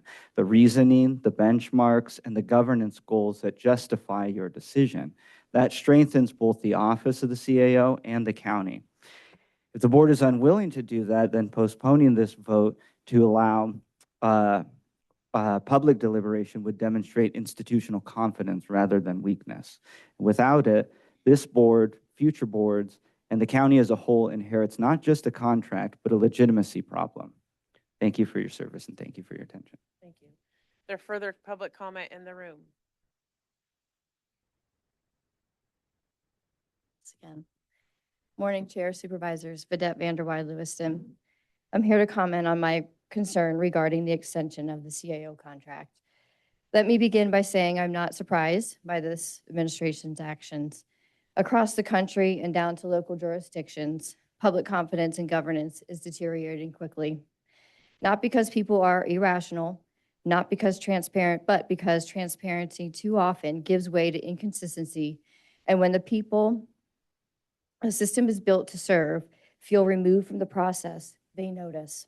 When a CAO signals resignation and then returns under a 2-year extension after multiple candidates presented themselves, all negotiated in closed session, the optics are legitimately questionable. Resignation signals conclusion, I'm done. Extension signals renewed intention, I'm inspired. When those signals conflict without clear public explanation, whatever thread of confidence remains begins to erode and is gone quickly. Not because the public seeks conflict, but because integrity is the backbone of trust, and trust is the backbone of effective governance. Our county is navigating staffing shortages, financial strains, and growing concern about administrative direction, no matter how many pretty press releases you put out. In moments like this, leadership decisions are not merely administrative, they are directional. If this extension reflects renewed confidence in the CAO's ability to lead Trinity County towards stability and growth, then articulate that confidently today. What measurable outcomes will define success over these next 2 years? How will transparency concerns be addressed? Fiduciary responsibility extends beyond balancing budgets only. It includes safeguarding public confidence, protecting the long-term viability of our county, and ensuring that oversight is visible, not controlled. When the public continues to show up and speak up, that's not noise, that's engagement. That's engagement of people who really care. Now, for the public, here's what we must also recognize. When systems feel unstable, communities increase their own capacity.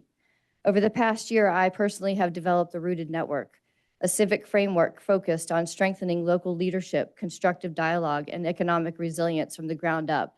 This is not opposition, it's reinforcement. This framework is publicly available as an open civic resource for residents who want to engage constructively in strengthening Trinity County's future within the private sector. Strong counties are built through transparent governmental leadership and informed community participation.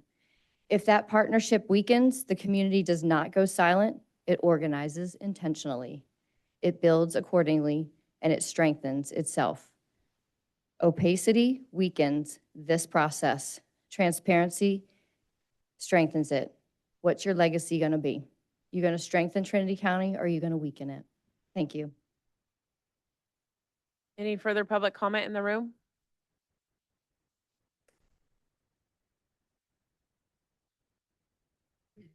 Board Chair, Scott White Lewiston. My comments are directed at the board's actions, not Mr. Tuthill. Item number 1 on the agenda, no additional fiscal impact. First of all, that's a weird wording that's not regularly used on your agendas. Amendment number 1 to the contract, increased leave. Amendment number 2 to the contract, increased leave. Amendment number 3 to the contract increases leave. The true hourly cost of the actual work for this position is going up because you're giving more and more off time relative to work time. That's not been disclosed to the public. Also, you've disregarded that you have a $20,000 commitment for other personnel development attached directly to this item.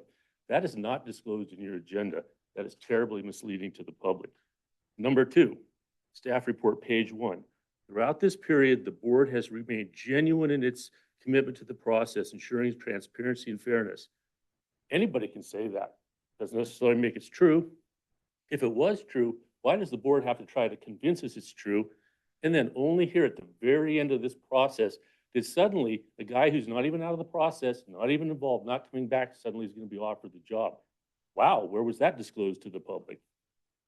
Staff report, page 2. The county is committed to continuing the financial stability and focus on public services that fostered by Mr. Tuthill, and has determined it is in the best interest of the county to take the time to identify and train a successor to continue this mission. Boy, is that statement in your staff report troubling. Who determined this is in our best interest to train somebody in-house as a successor? Board, CAO, human resources? I don't know. Staff report doesn't tell us. How was this determined reached that we need to do this? Zero information has been provided to the public. You are going to hand select and appoint the next CAO. That's what your report says. There will be no search for who is the best candidate, no opportunity for public involvement. Hand selection of successors is not a democratic process. Further, the board risks violating Section 7 of the California Constitution and numerous other employment laws if it pursues that action in the future. Prior to acting on this item, I ask that you please make the following changes to the base contract number 22197 to preserve our authority. Strike Section 13 in its entirety. That is only intended to restrict new board members' authority to make decisions for the public. Strike Section 17A, except as provided in Section 13 above. Strike all of Section 18 except for the last sentence. Add, severance pay shall be $100 whether employee is terminated for cause or not for cause. Strike the final sentence, Section 18B. Nothing contained in this paragraph shall prevent employee from bringing action to force the terms of this agreement. This statement negates the very purpose of that, which is to protect us after he's accepted money from additional lawsuits. That is a sentence that is to protect the public, and then you immediately negate it with the following sentence. So that the board and the public understand what I'm asking to be changed, I have 15 copies here that I'm submitting that I would like to be part of the public record from today's whatever action you take, which I hope you do not. If you do take it, make these changes, please.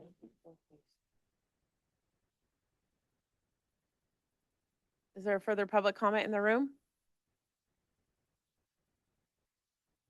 I don't know if I'm allowed to do this or not, but I can't stop myself from it. Are Are you speaking as your state your name and your? Sorry, If you're Layla speaking as Cassis, yourself, I'll then speak as myself and HR director, if that's allowed. I don't know. Speak as yourself. I'm speaking as myself. I've almost 30 years in HR. What is that, speaking as myself? I don't know. That's the thing. Okay, is that, but that's allowed? Okay. I've been in Fortune 500 organizations. I've been in Native American organizations. I've been in just every kind of organization you can think of, including here at the county, as a individual, not as an employee. And I can say honestly that I have never had the privilege of working under such strong, powerful, amazing person, great boss as CAO Tuthill. He's the only person in my entire career, including when working for my father, that was willing to go through the hard times in order to make things better for the future, both financially and with regard to projects that he's trying to put into place that will better the county. I guess that's all I have to say. Thank you. Do you have further public comment in the room? Seeing none, any online? Catherine? Catherine Sidman, Lewiston. I'm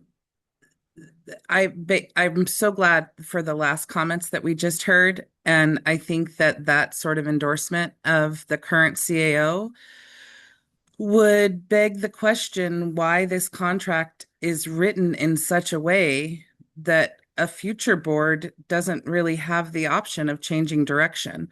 So I have no, my comments are not related to the CAO Tuthill's performance or anything else. I don't have a position on that, but my concern is the lack of transparency in this process thus far, the confusion about where I would love before you go into closed session to hear some ethos from the board about how we got to this point in the process, what the what your experience was with the other people, certainly not naming any individuals, but just generally how it was that we got to this point where there were no options outside the county and the best option was to extend a contract.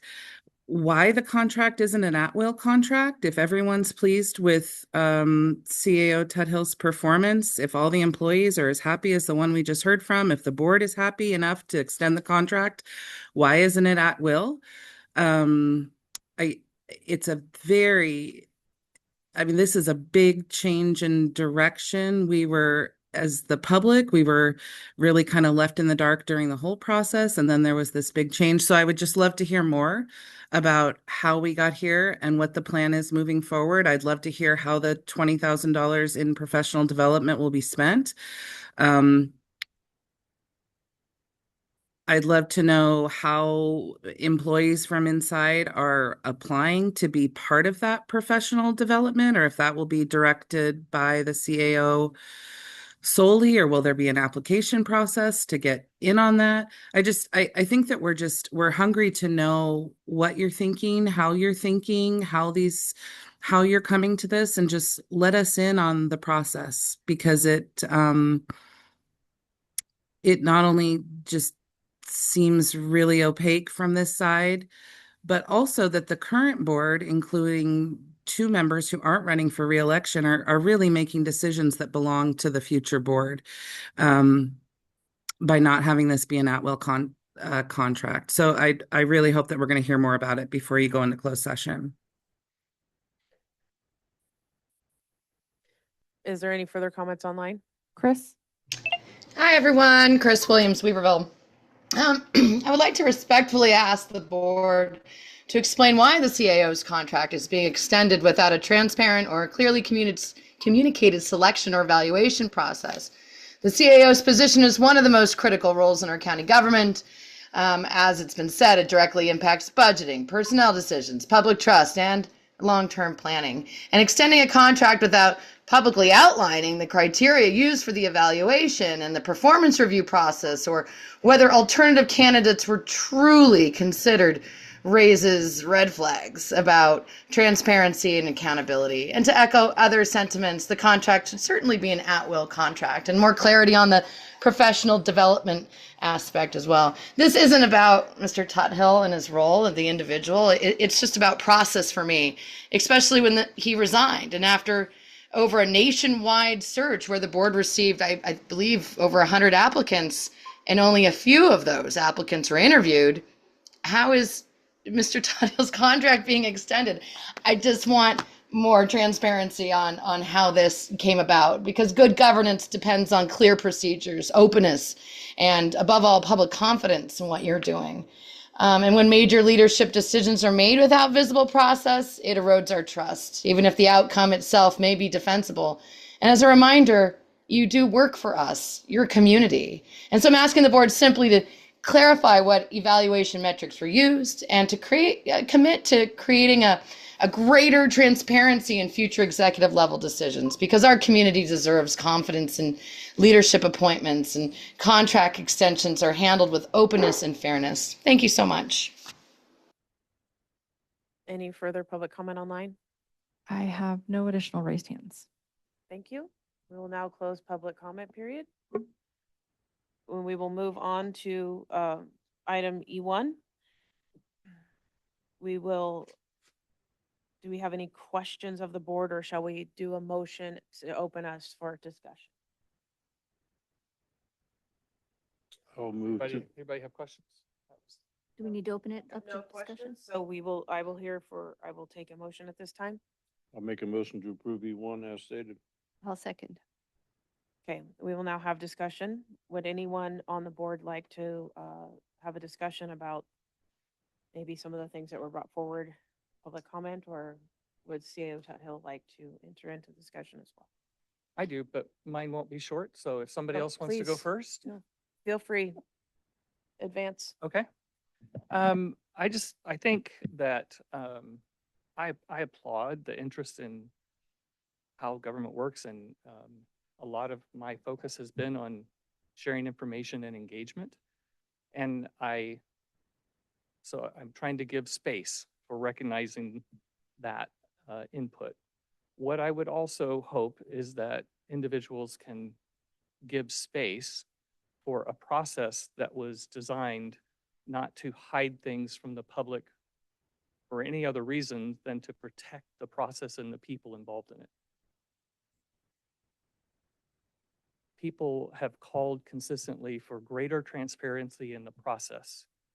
And I ask, what kind of transparency? You want to know everyone that applied? Would that have reduced the number of people who applied? Because they don't want their current employers to know that they're applying for that job. Do you want to participate in the interview process?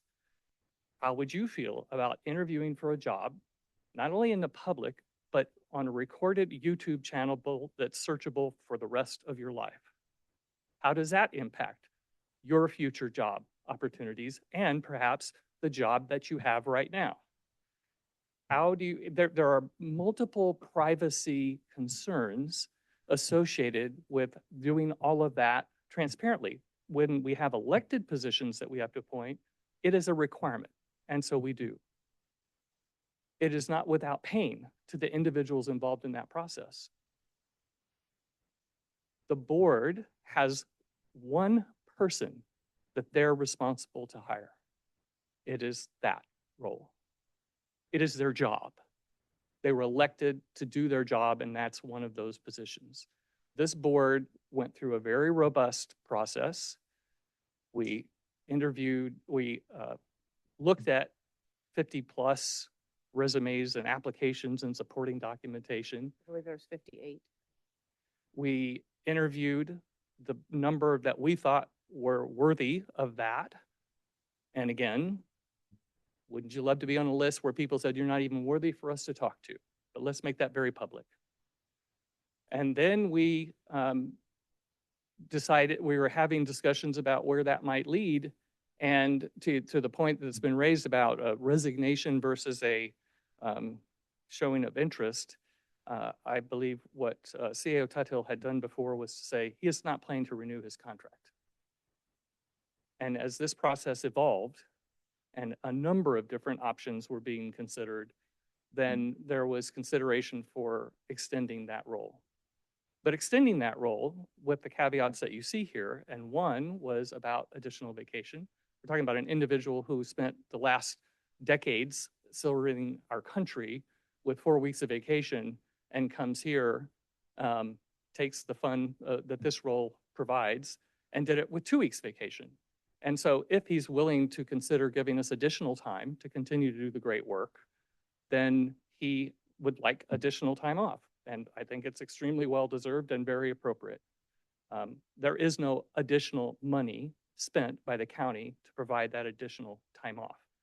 And if somebody wants to calculate the hours, the pay per hour, then you need to do some really interesting math because the gentleman works about 80 hours a week. The process of performance reviews, we have a very formal performance review process. It's been in place the entire time. We've had multiple discussions with CAO Tuthill about his performance.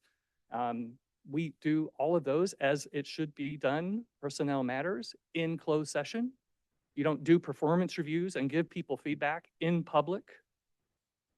That's standard practice. And the concept of succession planning is one that any organization should have in place. Trinity County has not, partially because of the lack of funding.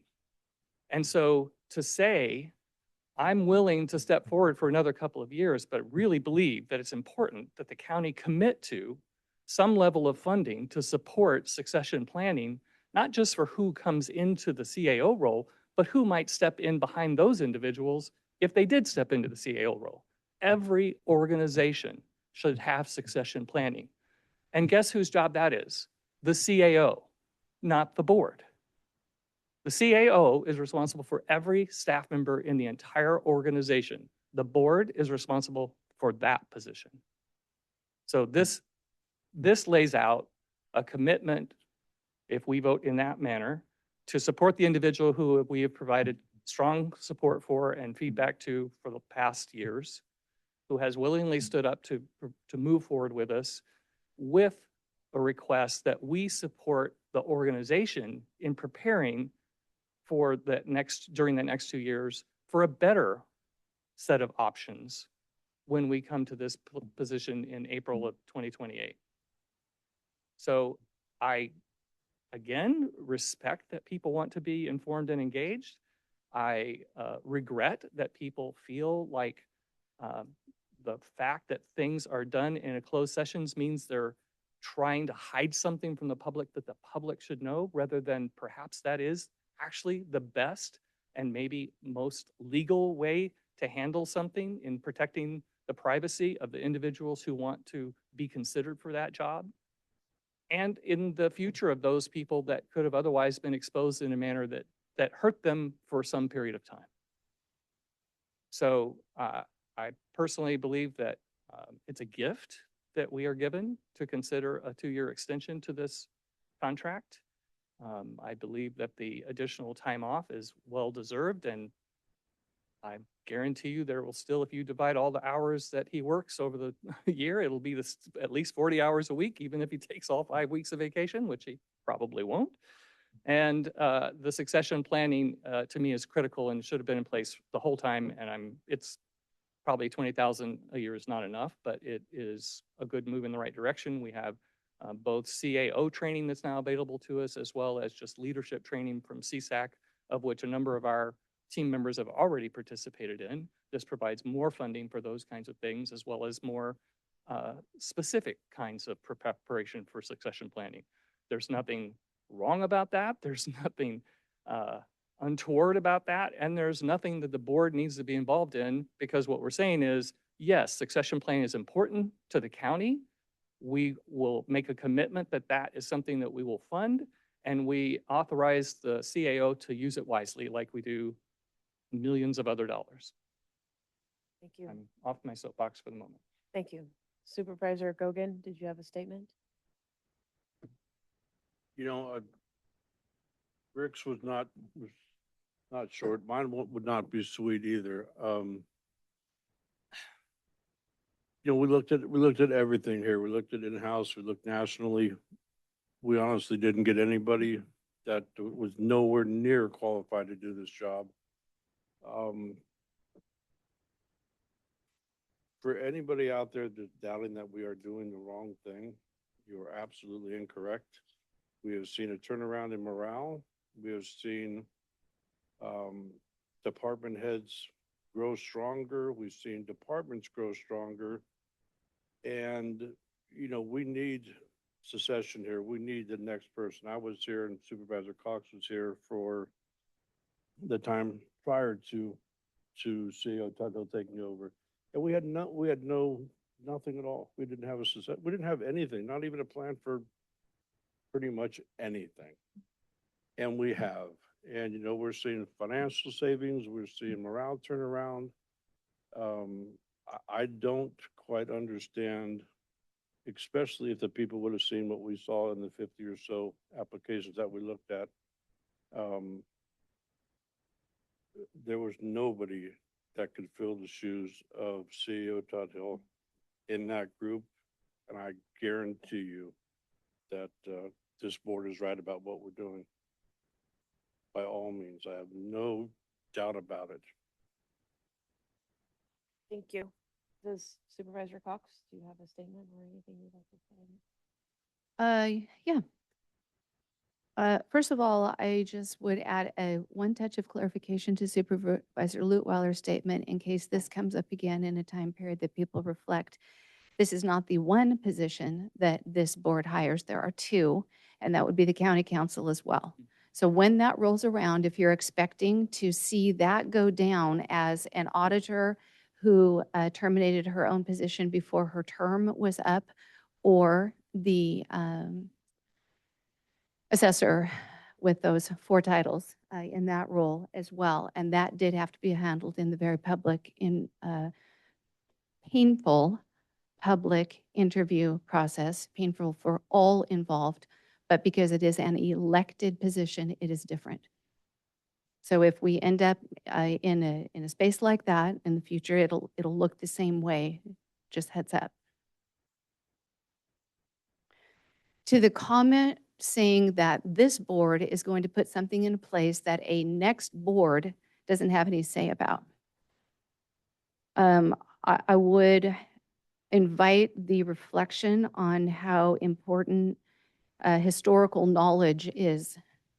If you have sat in the processes and looked at how does threat of litigation or actual litigation go down, or what does it look like when a budget is rolling around and there isn't enough money to go around for all the things that people would prefer? Is that individual going to kick the can down the road and just do the thing that is the easiest to try to get through those moments and move forward to a day when the conversation changes? Or is that individual going to lean in and be very wholehearted and open with the realities of what is going on and the options of how you can move that forward? So 2 of us on this board have seen a different day, and we have seen this day. And in this decision, we are saying we prefer this day. This is the one that is best. When I know for several of us, I don't remember the sort of campaign focuses of every one, but I do remember Supervisor Gogan's and mine very well. And that was that we wanted to leave things better than we found them. I can't imagine, I'm not putting anyone else in a space where you didn't say this. I'm just saying I don't personally recall that, only because Supervisor Gogan and I sat side by side as we approached the topics and the questions. And what our heart for this county was is to see the future be better than the present, better than the past. And that's a really hard thing to achieve when you live in an environment where the state continues to increase your responsibilities and decrease any funding to accomplish those responsibilities. So the outcome of that is that we as citizens, together as citizens, we're going to give up a few things, not by choice, not by desire, but in reality. So then how will we deal with those? This is the individual that I have seen be very truthful with every one of you about this is the reality, and these are the ways that we can approach it. These are the workarounds that we could put in place to keep our library with some hours, to keep our animal shelter funded. Or you can look as groups and say, what does a county service area look like? What are your options? In a very transparent way. But I think that, Supervisor Lutwell touched on the hours worked. Unless you have walked past that office, and you don't get to, I get it. So here we are sharing with you. You don't interrupt this gentleman because he actually is working. You don't just pop in and say, oh, hey, I have a thing. Because the work that is being produced is not only extensive, it's on levels deeper than any one of us could come up with of how do I approach it and how will we get to the bottom of this? And what are the creative solutions that perhaps we could visit that nobody has thought of yet? What I wish more than anything, if I could roll back the wheels of time, I would ask for one wall in admin where every time there was a win, large or small, it got written with a Sharpie, not a dry erase marker. Because I would venture to bet, and I believe, that the largest wall we could have attributed to that would be full, and we would need to find a second wall. So with that, when the board has, as has been described, gone through the process that we have spoken to the individuals that we have and looked at what is available out there, knowing full well from the get-go, you can look at however many counties are also looking to fill their CAO positions at this time. And these types of roles are just not out there. People who can actually do these jobs and do them well. You can look at a couple of model counties who have had a CAO in their seat for extensive amounts of time that have done wonderful work and have been privileged to keep those people. But typically the turnover is quick and the results are not good. So that's transparency as best I can provide it with closed session confidentiality, holding integrity to that. To say that, to finish that sentence, that this is what I offer you. The hours worked have already been touched on. The succession planning has been touched on, that is something that just, you're not used to it because it hasn't been seen. I would say HHSA is the one that has modeled that for us. Our current director was once the deputy director who has moved up and done incredible work and moved forward that model of excellence. And also in the agricultural, thank you for that. The ag department has done the exact same thing. And the training and the education that have gone on there to prepare that individual to move into that role so that we're not looking to the rest of our state or beyond, who can we bring in? But training from within those people who have a love and a heart for this county that want to see the good things go forward.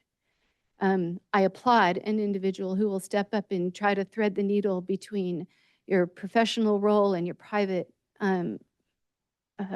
observations and feelings about who should sit in this seat and the good that has come from it. I guess another area that Supervisor Gokin touched on slightly, and I'll expand on that a bit, would be morale, which has done a 180 since he has been in this seat. And those, it is true. It may not be true from someone who has left, but from those who are here, that is absolutely a true statement. So I wholeheartedly support this and am not just glad, I am relieved that we have this opportunity. Thank you. Supervisor Brownfield, do you have a comment or a question? Yep, I do. Just one little pushback, not on Trent Huthill, but at the $20,000.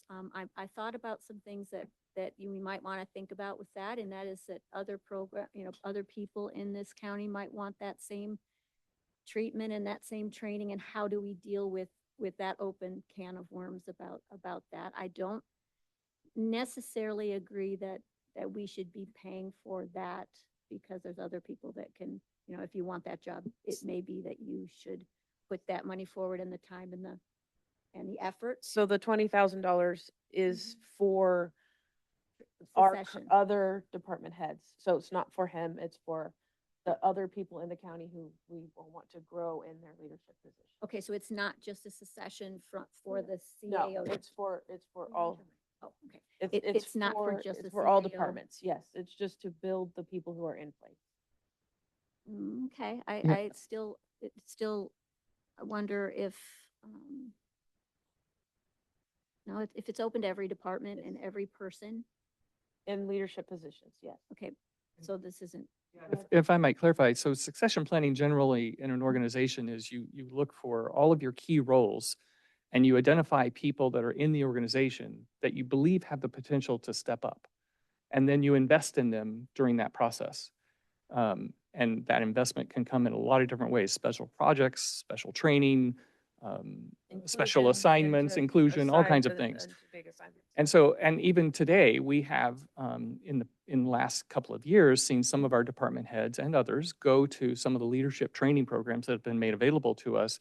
And we even were successful recently in getting one held in Reading, so it was much more accessible and less costly to department heads. So there's some of that already happening. This is just saying with another 20,000 a year, that is a much more robust set of funding and an additional amount of funding that can be used for training people that could move up into department head roles to replace department head roles who might move into the CAO role or that might just leave the organization. It's basically doing that thoughtful preparation for the future so that you don't always find yourself having to go look outside. You may still choose to go look outside, but you've been grooming and investing in your own people to get there. And so, yeah, this is the only reason this is, you could consider this is for the CAO, it's because it's for the CAO position and the backfilling of those positions, and puts us hopefully in a much better position so that this board 2 years from now is faced with a lot better decision. I would agree. I think that historical. One moment. Go ahead. Supervisor, go and finish In, up. in organizations, in businesses, private businesses, that works absolutely really well. But when you're looking at a public process, I think the outside interviews, the outside people are always something wonderful to look at. You don't always want to bring from the interior up. You always want to bring some things in from the outside that may give different perspective, different views. And I think if we get stuck in that, always bringing people, it lends itself to picking and choosing how this county runs forward specifically. And I think sometimes, that's just my concern. It's not a yes or a no. It's a question. It's just throwing this gray area out there for you to talk about because it is important, I think. Thank you. Yes. Yeah. Agreed. There's always nice to I always include fresh water. I agree. I think this is not exclusive or inclusive. This is just trying to bring up someone from within that may have historical value, historical knowledge of Trinity County. Mhm. I'll be honest with you, the 4 that we interviewed last, I'm not sure any of them exactly set foot in Trinity County. And we're a diverse county. I mean, you look around, we are very diverse. 1 through 5, districts are extremely diverse. Historical value, historical knowledge of Trinity County could not be held in higher value than what I hold it in. You can't just take someone and plop them down in here and expect them to know where Xenia is, or Sawyer, or anywhere else. And it would take them years just to get familiar with us. And that's about the lifespan of a CAO. Thank you. I will conclude with a few with a few comments before we move into the vote. I just want to make sure that it is clear that this position is an at-will position. We, as the board, have the opportunity to remove at will as it is written in the contract. I also want to take the time to recognize that with CAO Tut Hill, as with our legal counsel, as was mentioned, those are the only 2 seats that we get to place, that we also are doing the annual reviews with them, and then reviews anytime we feel like we need to have a question and answer period. We are able to conduct those and do those, but we are doing our formal reviews on all of the on both of those positions annually. I just want to speak to this mindset that we flippantly went into this process, and maybe, did you actually look at all of the applications? I would like to state that for myself, and I believe that for everyone at this board, I read every single one of what I believe were 58 applications from the start to the finish. There were some that were in there that were, clearly not qualified because of their experiences and different things. And as you work through that process, you made piles. And I reread many of the ones who came up to the top of the batch that we then entered into the interview process with. We developed and utilized questions that were used in the past and added in a few more questions based on some consultation with our legal counsel to make sure that we were capturing the knowledge that was necessary in order to be able to perform the task of the CAO. We developed those questions. Each one of us agreed to every question that was on the format. We then separated that out and had a few of those questions provided to the applicants, and they were responded to in written format. We received those answers in written format. We were able to read them in advance of the in-person interviews. During those in-person interviews, every single person on this board asked 2 of the questions that were on the list. We were able to take the time with each one of them. Every person was asked the very same questions to ensure that we were doing proper interviews, that no one was taken down, different rabbit holes this way or that way. Each person was given a time to express their reasons for wanting this position, and we welcomed them to the county and proceeded with the interview. At the end, the person was given the opportunity to ask as many questions as they wanted to from us as individual board members to represent our districts, and then to CAO Tot Hill and council to find out more things about county information if they wanted that. So people were, these interviews were robust and they were thorough and they were as fair as humanly possible. We followed the guidelines as put forward by HR and our council to make sure that we did that appropriately. As far as succession planning goes, I believe in succession planning. I believe that there are wonderful people outside of the county who could come in and bring in different perspectives, maybe from the private sector. But I also want to say, and I have said this several times to some of our department heads, I even mentioned it this morning, that one of the things that I have grown to understand on a very deep level is that we have some of the best department heads in county government in this county. You just heard me report back from Washington, D.C. that heads are looking at this county and they're not looking into an abyss. They're looking into department heads and people who are working with other organizations, partnering with federal and state organizations, and working within the citizenry of this county to do the best that they can with, as we all know, a very, very limited financial basket to pull from. So taking the time to look at those people as individuals and saying, you are a leader now, and you have the potential to be a future leader. What does help look like to you?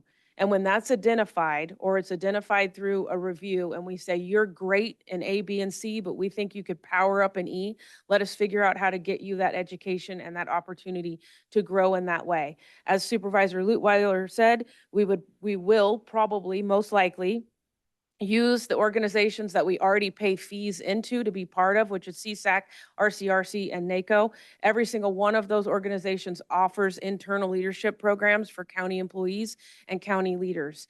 I personally went through the NACO leadership program by myself. I paid for that with my own cash money so that I would be better at this job. And I know that we have employees who are in the CSAC program right now.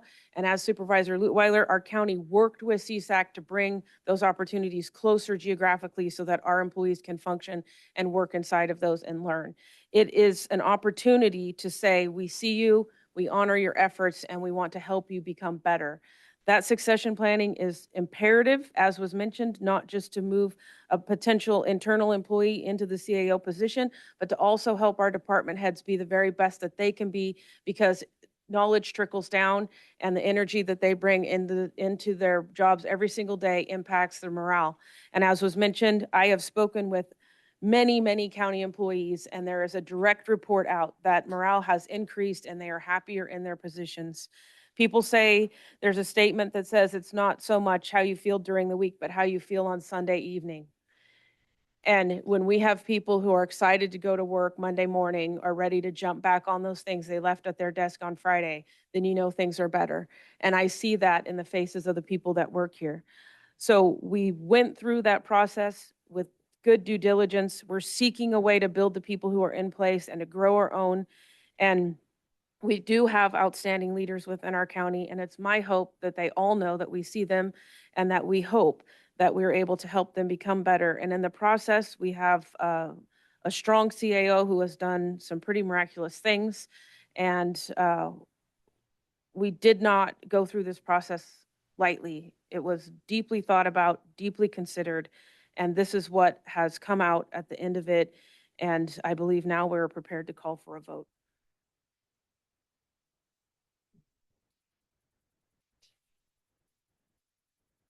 Supervisor Brownfield, Aye.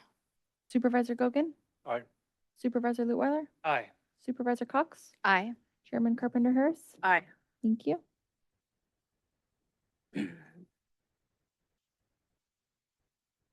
We will now move into closed session.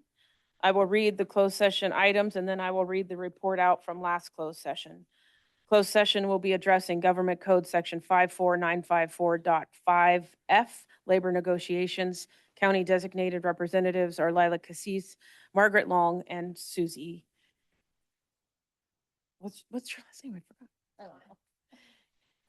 So, as a report out from closed session from February 17th, 2026, we have closed session item E.1, Government Code Section 54954.5, Conference of Legal Counsel, Anticipation Litigation, Cases 1. Direction was given to staff. On item E2, Government Code Section 54954.E, Public Employee Appointment, County Administrative Officer, we had received comments on that from Mr. Dan Trujillo. Direction was given to staff. On item number E.3, County Government Section Code 54954.5F, Labor Negotiations, County Designated Representatives were Lila Cassis, Margaret Long, and Susie Hawkins. Employee Organization, Skilled Trade Unit, and direction was given to negotiators. We will now take public comment on our closed session item of F1. Is there any public comment in the room? Seeing none, we will now, is there any public comment online? I have no raised hands. You have no raised hands. Thank you. We will now close the open session of Trinity County Board of Supervisors and enter into closed session.